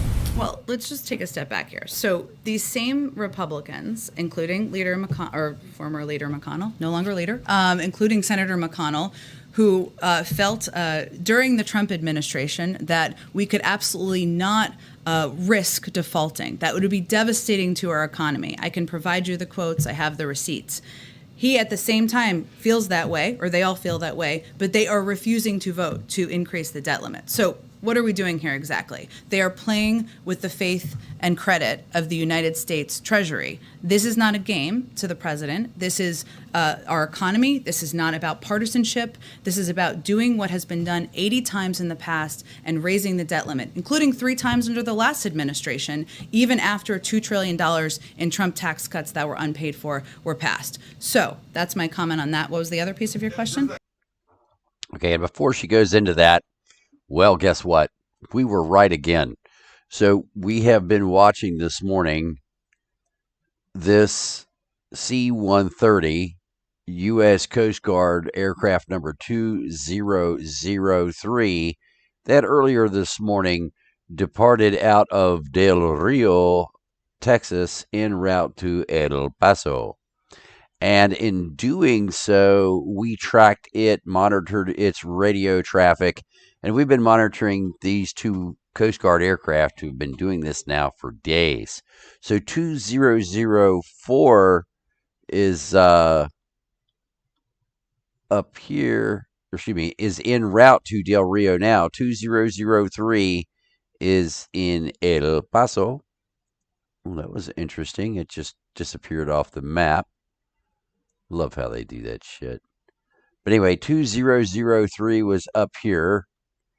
And 2004 is now en route to Del Rio to pick up even more Haitian migrants and fly them to El Paso or somewhere else. So we're going to keep watching this as the Coast Guard continues to fly these Haitians around into the United States. And they're trying to do it surreptitiously. So, again, we have a Coast Guard aircraft on the ground right here it's right here, that has already dropped off Haitians to this Customs and Border Patrol facility. This is like the 4th, 5th flight of this that we have tracked ourselves. Definitely the 4th, could be the 5th. And we're going to continue to watch it, but that aircraft is now shut down, and this aircraft is now airborne over to Del Rio to pick up even more Haitians. So we're going to continue to track this aircraft, which has been doing this for days, flying these Haitians from Del Rio to El Paso. So with that, we're going to get back to Pesky, and we're going to also keep an eye on what's happening here with these C-130s from the U.S. Coast Guard that are flying Haitians around all over the country. That complicate your if you have to have a debt ceiling fight, and we're going to have the economic turmoil that those fights bring on. Does that complicate the ability to get some of the other things that you're working on done? Reconciliation package, dealing with COVID-19, dealing with the border, all of these things. Sure. Well, I would say in terms of the legislative agenda, our ideal would be for the Senate to vote and pass the CR that included raising the debt limit that the House passed earlier this week. Let's move on. Let's do what we've done 80 times in the past. Let's ensure that people can have confidence in the faith and credit of the United States. That would be our preference. So certainly spending time on that, having people worry about whether the government shut down, which we're working to prevent, having people, businesses, economic experts, the American people worry about the debt limit, that's not our ideal. We think we should be able to avoid that, and certainly that would allow more time to move on with the rest of the agenda, whether it's confirming nominees, getting the rest of the agenda passed, whatever it may be. And then one question on the border. You mentioned yesterday that the agents involved in the videos, they've been placed on administrative leave. You've laid out the policy changes. What repercussions, though, once an investigation is completed, could those agents face if it's determined that they had committed wrongdoing? Would they be fired? Would there be transferred? Can you just talk about some of the repercussions that after we get past the leave and the investigation? Sure. Well, the Secretary of Homeland Security made clear he wants that investigation to be completed by next week, and part of that process will be determining what happens on a personnel level, also on a policy level, even though he conveyed today one of the policy steps that will be taken. So I'm not going to get ahead of that process. That's why the process is in place, and I'm sure once it's completed, we'll have more to say. Go ahead. Thank you, Jen. Help us figure out something about the travel restrictions. So, starting in the beginning of November, people from 33 countries, for instance, Iran, where 15% of the population is fully vaccinated, or Brazil, 39%, India, 15%. And then we look at Canada, 71% of people are fully vaccinated, and still the border will remain closed. So obviously, it's not a... People can fly from Canada, right? Yes, but they can't drive through the border. I mean, it's not easy to drive from Iran or from Europe. That's but true. It's much easier from Canada. Fair point. 71% of the people are fully vaccinated, so it's not a health decision. Because if it was, we would. I mean, Canada is within the first 15 country most fully vaccinated in the world. So it's not a health decision. Land restrictions, which, as you know, have been renewed through I think about October 21st, but we're continuing to evaluate and make policy decisions. I would say that it is a health decision by requiring vaccinations, and we wanted to do it in a way that was equitable. So people who are vaccinated, no matter which country they're coming from, obviously they need visas and the proper documentation, et cetera, they would be able to come to the United States through that. Land restrictions, I don't have an update for you on where that stands beyond it's been extended. We're continuing to consider additional steps. And what kind of an impact? Okay, thanks everyone. All right, bye, Pesky. So what I want to show you guys again is the first C-130 2003 flew into Del Rio this morning, loaded up and flew Haitians to El Paso, like they have been for the last few days. And as soon as it landed here and shut down, then U.S. Coast Guard 2004 departed out of San Antonio. We've got the track here of it. Went across the taxiway, came up and took off from the long end of its run up and is out of there. Got up to altitude and turned and is now headed directly to Del Rio. Now, what will transpire when it gets to Del Rio? Most likely they'll stop over here in Del Rio, shut down, and load up with more Haitians and fly off for El Paso like they have before. So what we are awaiting is for 2003, the sister of 2004, to take off from El Paso, and our bet is that either right before 2004 takes off or right after 2004 takes off. Shortly around the takeoff time, slightly before, slightly after, 2003 will be taking off from El Paso. And the interesting thing about this is, unless you're close up to the plane, you can't tell the difference between 2003 and 2004. So you can have planes flying in and out of the airport all day, and people think, oh, that plane took off earlier, it's just coming back. Okay, no, it's a different plane. Drug dealers or drug haulers, mules, people who used to fly drugs into the United States. In fact, one of them was David Sabio, a famous drug mule who flew lots and lots of cocaine into the United States, was arrested and was used in a sting operation by the DEA and the Gilchrist County Sheriff's Department back in Florida years ago. How do I know? I was the technician that supported the DEA and the Gilchrist County Sheriff's Department on that reverse sting operation. So I'm very familiar with how, if you're going to try to sneak something in, you just mask it with planes that look alike, and they just think they're going in and coming out when they're not. They're doing this round robin deal here.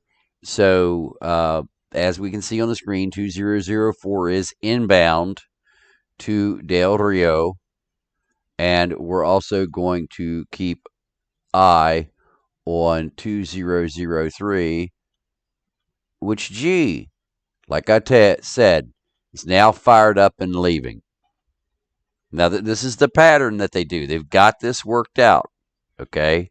So one leaves, one moves, and they go around and around. And so we're going to watch this again. So just like I said, 2003 right here is going to take off, and that's because 2004 is getting ready to land in Del Rio. So it makes it look like there's just one plane, but there's not. There's multiple planes doing this, folks. So here is 2004 getting ready to take off, and we're going to get the radio traffic out of El Paso so you guys can actually hear the aircraft take off. So let me get this set up for you here.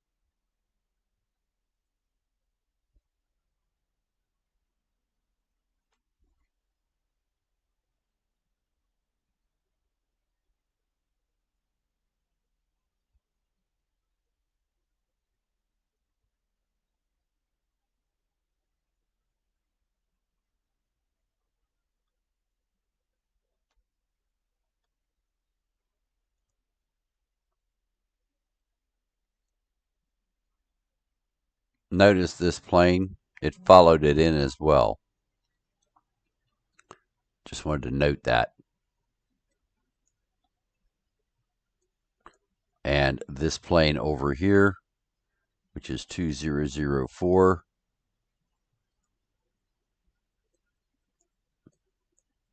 a plane like that followed it in as well. It was sitting right there.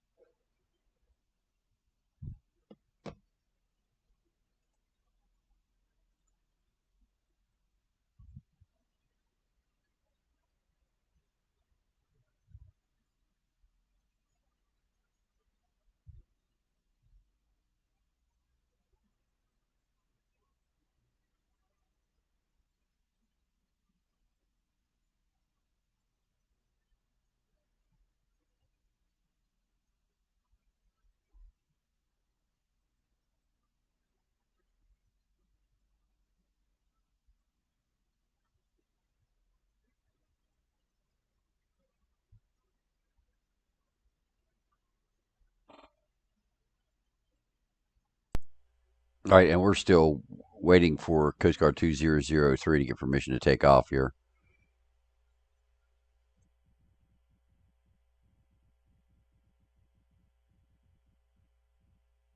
South 2591, tower advisory. Say again for 2591? 2591, are you ready? Ready. Southwest 2591, fly the Atkins 5 departure, runway 8 right, clear for takeoff. Clear, roger. The Atkins 5 departure, 8 right, clear for takeoff, Southwest 2591. 9704 Charlie, roger, hold short of runway right approach, I'll get you across your momentarily.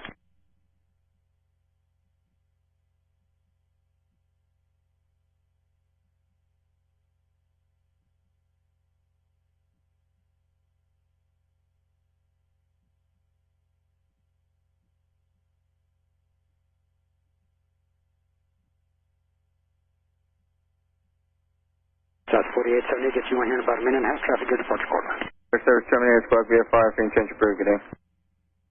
Squawk VFR, 16 approved, 925 Romeo Hotel, thank you.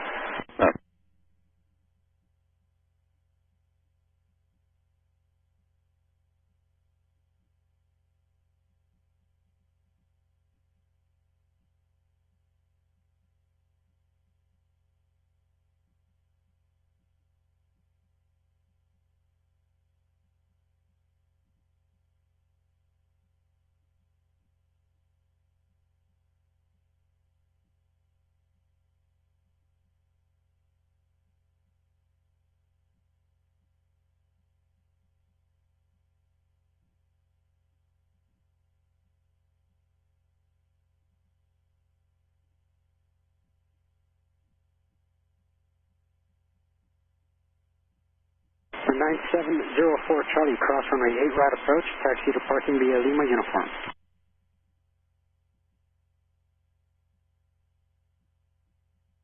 Charlie, just want to confirm you are going to Atlanta. 04 Charlie, after you cross your right approach, you can taxi to the hangars your discretion.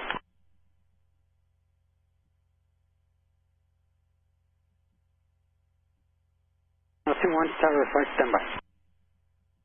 Southwest 4878, tower ready? Confirm. 4878, flight and Navy 3 departure, runway 4, clear for takeoff. Navy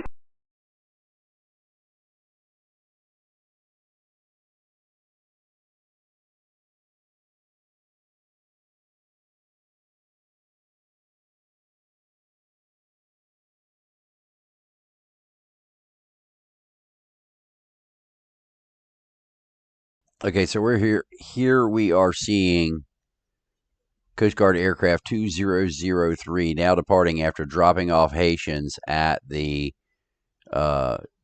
Customs and Border Patrol facility there in El Paso. At the exact same time, its twin sister is now setting up to land in Del Rio to pick up more Haitians to take to the Border Patrol facility in El Paso. So we're going to keep an eye on this. We've been watching this now for days, and we see the pattern. They are coming across the border illegally, being loaded onto these U.S. Coast Guard aircraft, and then flown to El Paso and dropped off at the Border Patrol facility right here, which is not large enough to handle all of these people. It's not. You can look at it yourselves. We've looked at it on other maps. It's not that big of a place. This is a hallway here, folks. And we've had multiple loads of Haitians being dropped off there. So we're going to continue to keep an eye on that, as well as keep an eye on this C-130 down here as well. And this is the same thing they did before.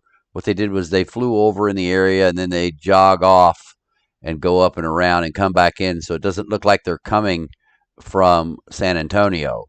They'll come in from a different direction, just like this plane here is.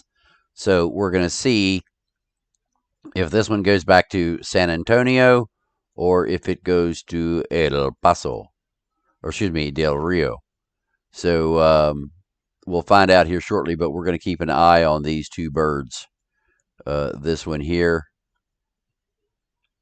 as well as this one here, because these are twin aircraft that have been doing these ferrying moves back and forth. I can't tell you who all they've got in El Paso. They got lots of people in El Paso, is all I can tell you. And they've got to be letting them out or busing them somewhere else, because there's no way the facility, will hold as many as been shipped there in the last week.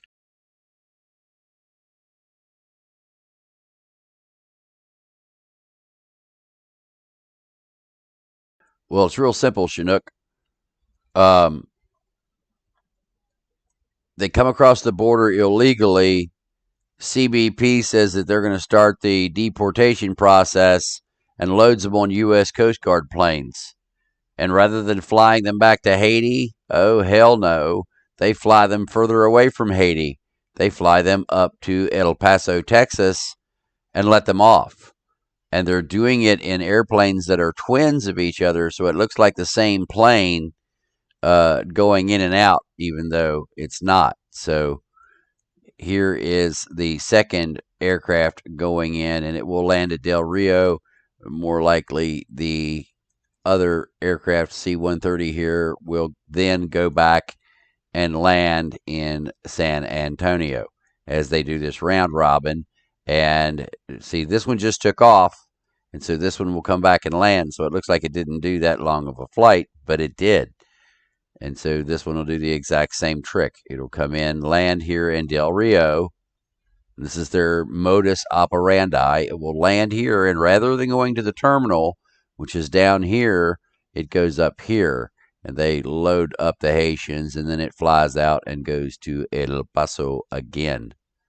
So again, we're going to continue to monitor this. Now that we know what's going on, we can track it, we can prove it. Here's what they do. So, all right, thank you, Bugsy. Appreciate that.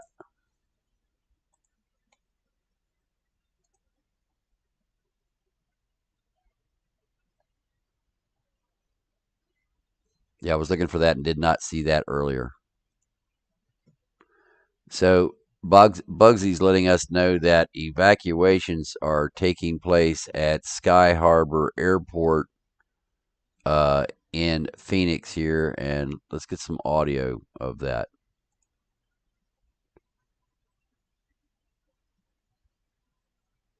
It's a suspicious item is what it is. So somebody forgot their luggage.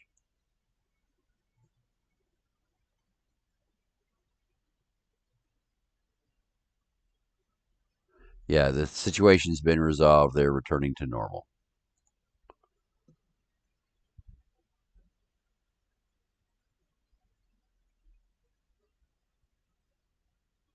Correct. They're using planes instead of vehicles because they hijacked the vehicle that they used the other day. The bus that went up there was hijacked, and people were let off of it. So. Ray Charlie Juliet, copy all.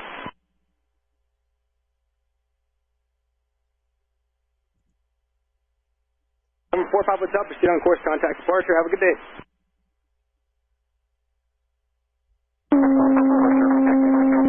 Full Papa field.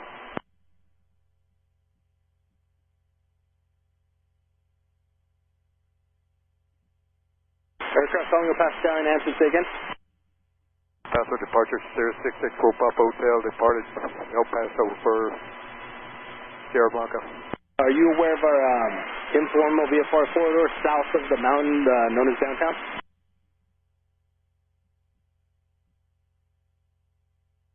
Car 2705, El Paso approach, altimeter 3012, verify you have information, Bravo. 01, do you copy? Car 2705, flight vectors visual approach, runway 26 left. Departure, good day. Departure, good day. Arnold 01, El Paso Tower. Arnold 01, are you familiar with the downtown transition? It's the informal VFR corridor south of the mountain.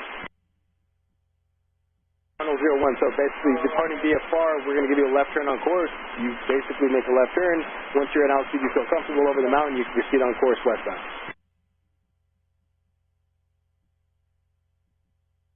Arnold 04, turn left on course, runway 26 left, clear for takeoff, 1103.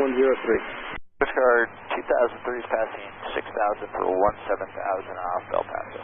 Flight, affirmative. Turn left on course, runway 26 left, clear for takeoff. Wait. Correct, wing, Coast Guard 2003.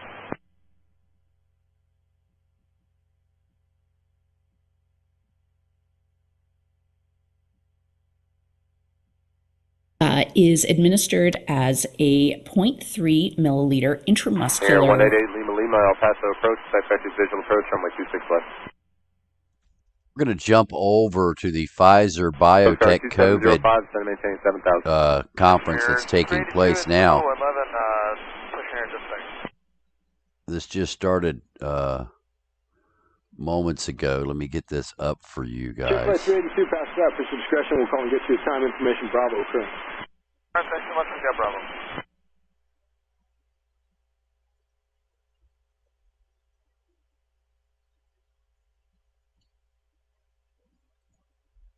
So this is the advisory committee.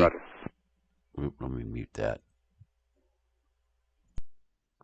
So this is the advisory committee on immunization practices, meeting of the advisory committee on immunization practices for the Center for Disease Control and Prevention at 1600 Clifton Road Northeast in Atlanta, Georgia. So let's get this up and going so you guys can hear what they're talking about, what they're trying to do, and monitor this here. Oh, wait a minute. That is not what that was supposed to do at all.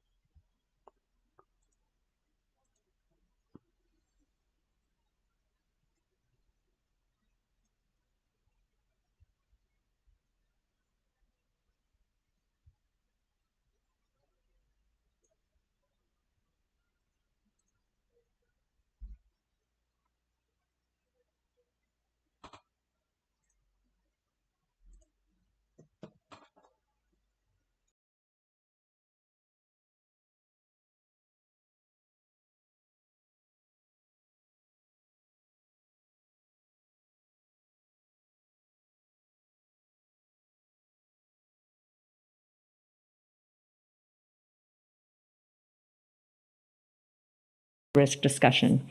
Please go ahead, Dr. Wallace. Good afternoon.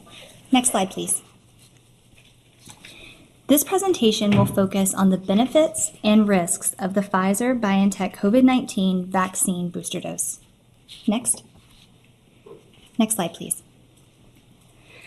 To assess the benefit-risk balance of a booster dose, we used a similar direct estimation approach to that presented to ACIP in previous benefit-risk discussions.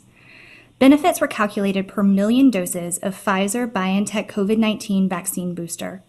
We stratified the analysis by 4 age groups: 18 to 29 years, 30 to 49 years, 50 to 64 years, and 65 years and older. We used a one. All right, we're going to pause this just for a second so you can jump over and see that indeed Coast Guard 2003 is now on final approach into Del Rio International Airport. So again, what we have been watching is indeed happening again, this jogged curve here as they come into the airport. We're also seeing this other C-130 departing out of El Paso, believing that it's going to head towards San Antonio or somewhere else. We'll see here as it continues on its flight. But again, we are watching Coast Guard 2004 and 2003. It's twin aircraft right here that has already departed out of San Antonio, went to Del Rio, loaded up Haitians, flown to the Customs and Border Patrol facility in El Paso, as they have been for days, and 2003 has now departed out of El Paso at the same time that 2004 is landing in Del Rio. And we believe that he has slowed down enough. That's why the line went from orange to black, and he will taxi right over here instead of going to the terminal.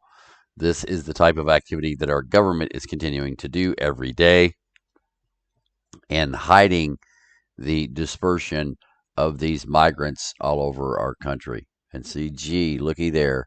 He has turned, and indeed he's going to come right over here and wait for more Haitians to be loaded on the aircraft. So as we continue through this Pfizer document, we're also going to continue to monitor what these C-130 aircraft owned by the U.S. Coast Guard are doing, where they're going, and who they're, where they're hauling all of these people to.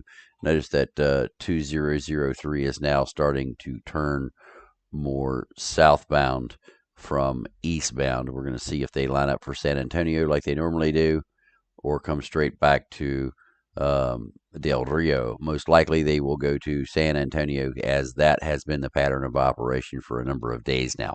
So with that, let's get back to Pfizer and the method of assessment for benefit risk balance. 180-day time horizon. Calculations for the benefits of vaccination were based on age-specific case incidence data from CDC and hospitalization data from COVIDNet. We used age-specific pre-booster vaccine effectiveness estimates averaged from 4 platforms. Vaccine effectiveness after a booster dose is unknown, but for this analysis, we assumed a post-booster VE of 95% for hospitalization and 90% for infection. Next. To obtain estimates for the current age-specific VE for hospitalization, we averaged estimates from the 4 platforms shown in this table for our base case. Next. For harms, we focused on the risk of myocarditis following a booster dose. While we acknowledge that there may be other risks, such as anaphylaxis, we aren't considering them in this analysis. Like benefits, harms were calculated per 1 million booster doses. Because myocarditis incidence following a 3rd dose is unknown, we based our input on Vaccine Adverse Event Reporting System data post-dose 2. Next.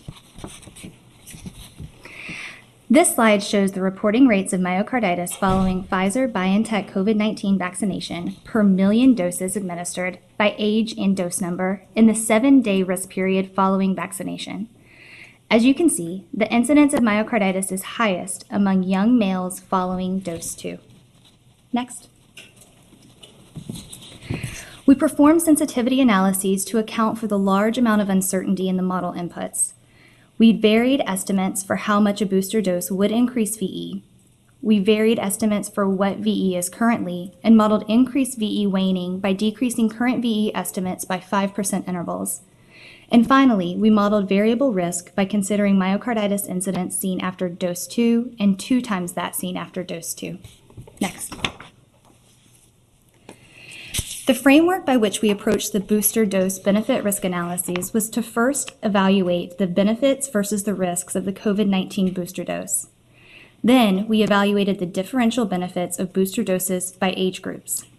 And finally, we looked at the differential benefits of booster doses compared with primary series. This presentation will follow the same sequence. Next. This figure shows our base case for benefits and risks after Pfizer-BioNTech COVID-19 booster dose. In this scenario, we use the VE for hospitalizations averaged from 4 platforms, with the average VE shown in the table on the right. We assume a boost will bring VE to 95% and that the myocarditis risk will be equivalent to that seen after dose 2. The blue bars on the left represent COVID-19 associated hospitalizations prevented by age group over 180 days per 1 million booster doses given, while the red bars on the right represent expected cases of myocarditis per million booster doses given. As you can see, for all age groups, more COVID-19 hospitalizations would be prevented than myocarditis cases expected. However, this is particularly true for those aged 65 years and older. Next. This figure builds upon the base case presented in the previous slide. However, here we assume that myocarditis risk is double to that seen after the second dose. Assuming this higher incidence of myocarditis, we still see that more hospitalizations are prevented than myocarditis cases expected for each age group. Next. However, it is important to note that myocarditis risk was not evenly distributed by sex after dose 2. When we apply the risk distribution seen after dose 2, we see that per million doses, we would expect 4 cases of myocarditis among females aged 18 to 29 years and 48 per million doses among males. Next. This slide further explores benefits and risks after Pfizer-BioNTech COVID-19 booster for persons aged 18 to 29 years with varying pre-booster VE by sex. In this scenario, we used hypothetical and varied pre-booster VEs for hospitalization. We used COVID-19 hospitalization rates stratified by sex and assumed that the booster dose would bring VE to 95%. The myocarditis risk was assumed to be equivalent to the risk seen after dose 2, and to acknowledge the variability of myocarditis risk by age, we present a range of risks which show the risk in 25 to 29-year-olds on the low end, and that seen in 18 to 24-year-olds on the high end. In this figure, the rows, which were different age groups in the previous slides, are now varying pre-booster VE estimates. On the left side of the figure, the blue bars represent hospitalizations prevented per million doses by varying level of pre-booster VE, with males in light blue and females in dark blue. On the right, you see the expected cases of myocarditis with males in orange and females in red, with the error bars representing the range of risks seen within the age group. Here we see that when taking sex-specific hospitalization rates and myocarditis risk into account, we expect more COVID-19 hospitalizations than cases of myocarditis for all but the highest starting VE. Next. A limitation of this model is that we are assuming a constant incidence over the 180-day time horizon. To address this, we ran another scenario in which incidence rates were 1/3 of the current rates and were similar to the rates seen in June and July of this year. In this scenario of lower incidence, a lower pre-booster VE is needed for the benefits of a booster dose to clearly outweigh the risks in males aged 18 to 29 years. Next. COVID-19 infections prevented is another potential benefit of COVID-19 boosters.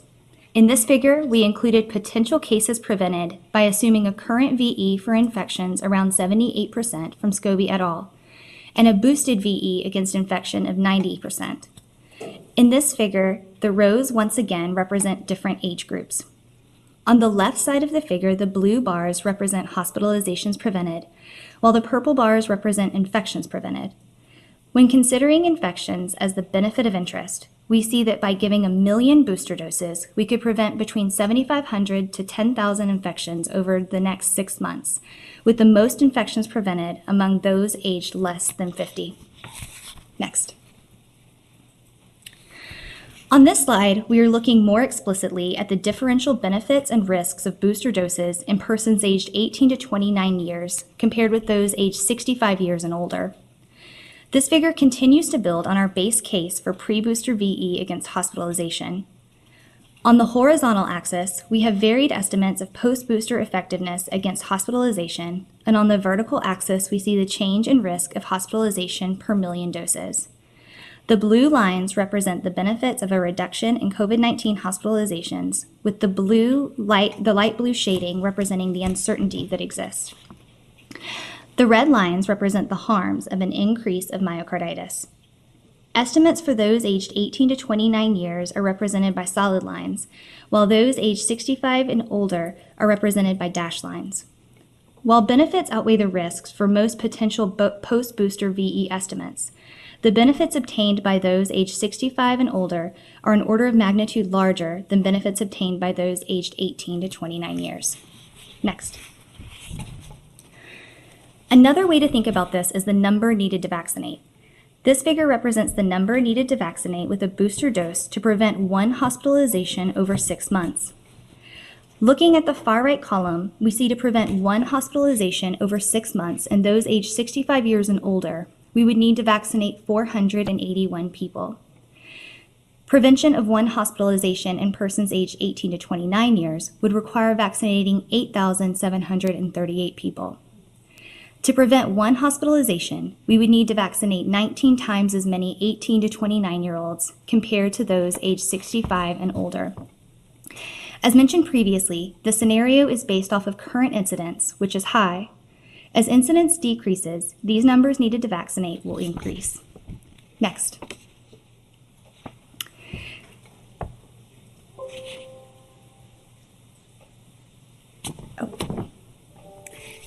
Next, did we skip a slide? Yes.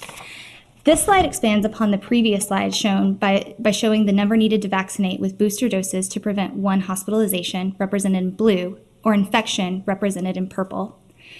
Over 6 months, this figure shows that the number needed to vaccinate is substantially lower and more evenly distributed by age for infections compared to hospitalizations. Next. Next, we looked at the relative benefits of booster doses versus primary series vaccination. In this scenario, we used our base case VE for hospitalization and VE for infection estimates from Scobie et al. We assume a booster dose will bring VE to 95% for hospitalization and 90% for infections.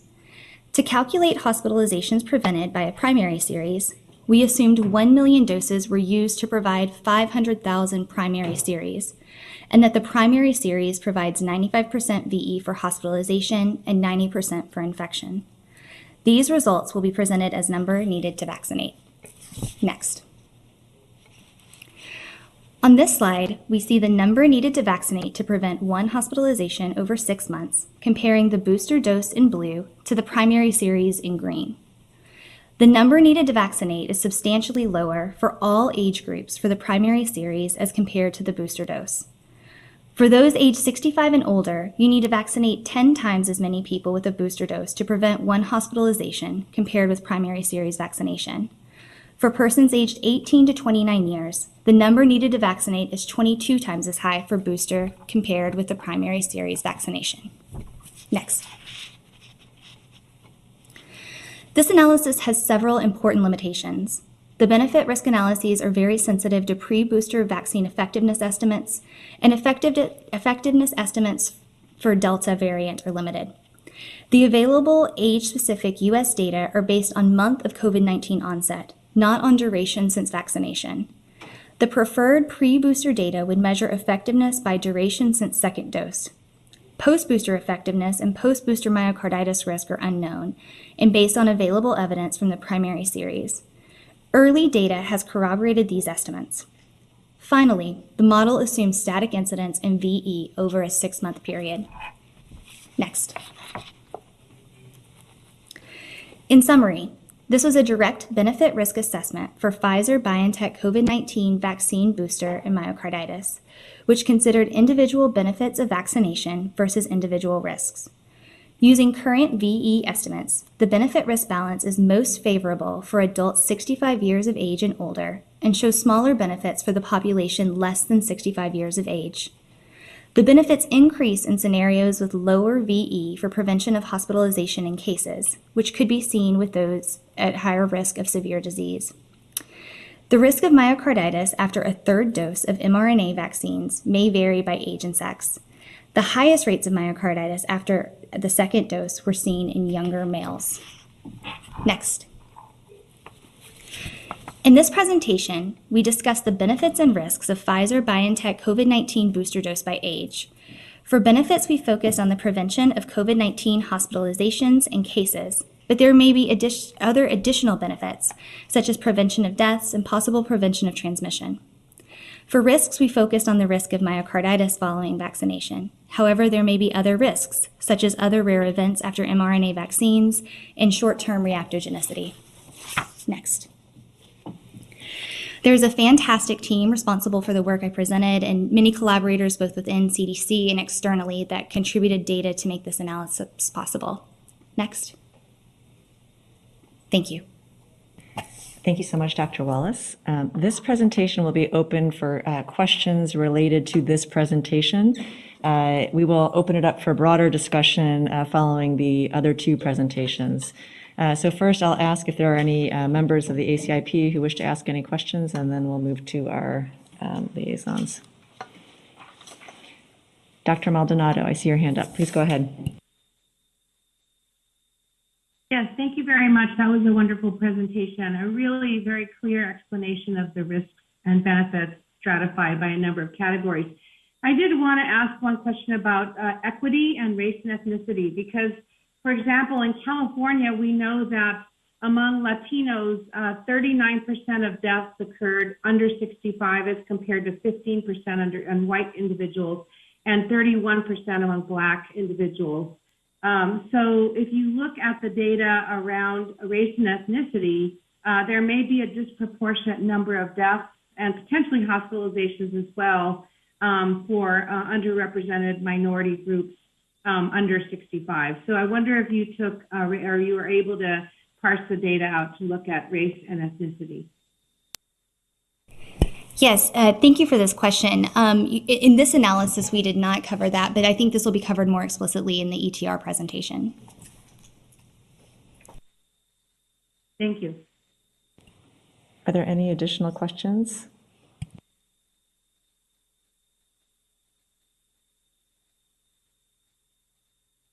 Dr. Wallace, your presentation was so clear. There are no questions following your presentation from our members. Oh, okay. Dr. Gluckman.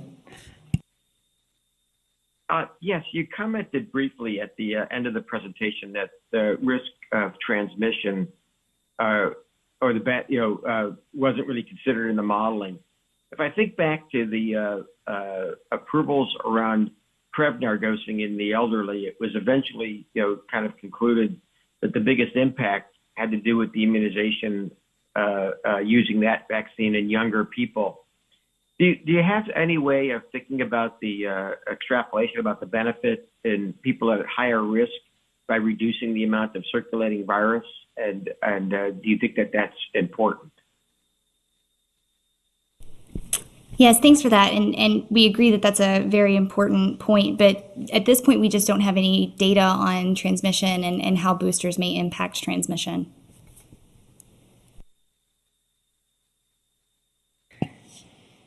I do not see any additional hands raised, but it does not mean that this presentation will be closed to questions. I think what we'll do is we will move on to Dr. Sarah Oliver next to discuss the evidence to recommendation framework, booster doses of Pfizer-BioNTech COVID-19 vaccine.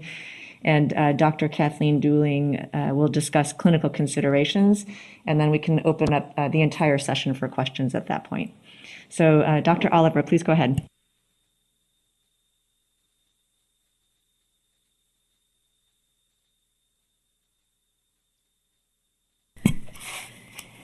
Thank you, and good morning or afternoon.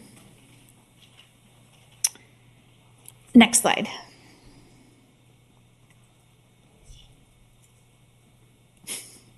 Apologies. Okay. So we have presented the evidence to recommendation framework multiple times for ACIP. This is the structure to describe information considered before ACIP makes vaccine recommendation. This provides transparency around the impact of additional factors on deliberations when considering a recommendation. We know that questions around the vaccine policy for booster doses are complex. It requires some adaptation of our standard evidence to recommendation framework, which we'll walk through in these next slides. But really walking through this ETR framework today will allow us to describe the variety of factors considered before a vote today. Next slide. So as a reminder, these are the standard ETR domains we've presented previously. Next slide. And we've already begun introducing this adapted ETR framework through the previous booster dose framework discussions. But we will be walking through the public health problem, evaluating are booster doses needed. Then we'll discuss the benefits and harms. What is the balance of benefits and harms for booster doses by age? Then values and acceptability. Do people want a booster dose? Next slide. For feasibility, how would booster doses be implemented? For resource use, what are the costs associated with booster doses? Next slide. And then finally, what are the equity considerations for booster doses? Next slide. So we showed this slide yesterday. Yesterday, we reviewed the data, and then last evening, FDA issued regulatory allowance. So today, ACIP will consider recommendations for use. Next slide. So today's presentation will be focused around who should be recommended to receive a Pfizer-BioNTech COVID-19 booster dose under the current emergency use authorization based on the balance of benefits and risks. Next slide. So now for the public health problem. Are booster doses of COVID-19 vaccines needed? Next slide. This slide shows the daily trends in the number of COVID-19 cases in the United States. We are currently experiencing a large surge, second only to the one seen this past winter. The recent surge may have peaked, especially in some states that experienced their Delta surge earlier. Next slide. We have over 182 million people in this country fully vaccinated with a COVID-19 vaccine primary series. Next slide. This slide compares COVID-19 associated hospitalization rates among the vaccinated compared to the unvaccinated population. The figure on the left shows hospitalization rates among 18 to 49-year-olds. The middle is 50 to 64-year-olds. And the right is 65 and over. Note that for each of the graphs, the scale on the x-axis is different. The green line at the bottom of each figure is the hospitalization rate among fully vaccinated individuals, and the blue line is the hospitalization rate among those unvaccinated. Among adults 65 years of age and over, the incidence was 13 times higher in unvaccinated. For those less than 65, the hospitalization rates are 22 to 23 times higher in unvaccinated individuals. Next slide. So later in this presentation, you will see some of our real-world evidence around booster doses from Israel. As you think through their data, we wanted to put our epidemiology in the context for the epidemiology in Israel that existed prior to initiation of their booster dose program. This figure compares incidence rates for COVID-19 hospitalizations in the US with severe disease in Israel among vaccinated people. July 2021 was when overall case rates were beginning to increase in both countries. The weekly hospitalization rates in the US for people 65 years and older are shown in blue, and the average weekly severe disease rates in Israel in people 60 and over for July are shown in gray, and are stratified by when the second dose of the vaccine was received. The rates for Israel are approximately 2 to 5 times the rates for the United States. Next slide. So we saw a detailed presentation yesterday around the VE in the United States. So we'll provide kind of a high-level summary of the data for each of these areas. First is VE waning by age. Next slide. This slide shows VE estimates against infection over time. We've seen some decreases in VE estimates for the last 1 to 2 months. This could be due to both waning immunity due to time since primary series, as well as the impact of the Delta variant. In late May, Delta was around 7% of sequenced isolates, and by mid-July, this was up to 94% of sequenced isolates. Next slide. This slide shows vaccine effectiveness against symptomatic infection by age and time since vaccination. Again, this was shown yesterday, so we'll go over high-level data here, but on top is the Pfizer vaccine stratified by age, and the bottom is Moderna, also stratified by age. You can see the red is time since vaccination, with VE slowly declining over time. Next slide. This slide shows VE estimates against hospitalization by month. You can see VE estimates have remained high over time. Next slide. Then this slide shows VE estimates against hospitalization over time, but by vaccine type. The blue shows mRNA vaccines in those 16 years of age and over. The yellow shows mRNA vaccines estimates for those 50 years of age and over. And the red is the Janssen vaccine, 16 years of age and over. Next slide. So to summarize the VE by age seen, there's significant declines in VE against infection in individuals 65 years of age and over for mRNA products in the Delta period. Smaller declines in VE against hospitalization in adults 65 years of age, but those are more substantial than what is seen in the younger population.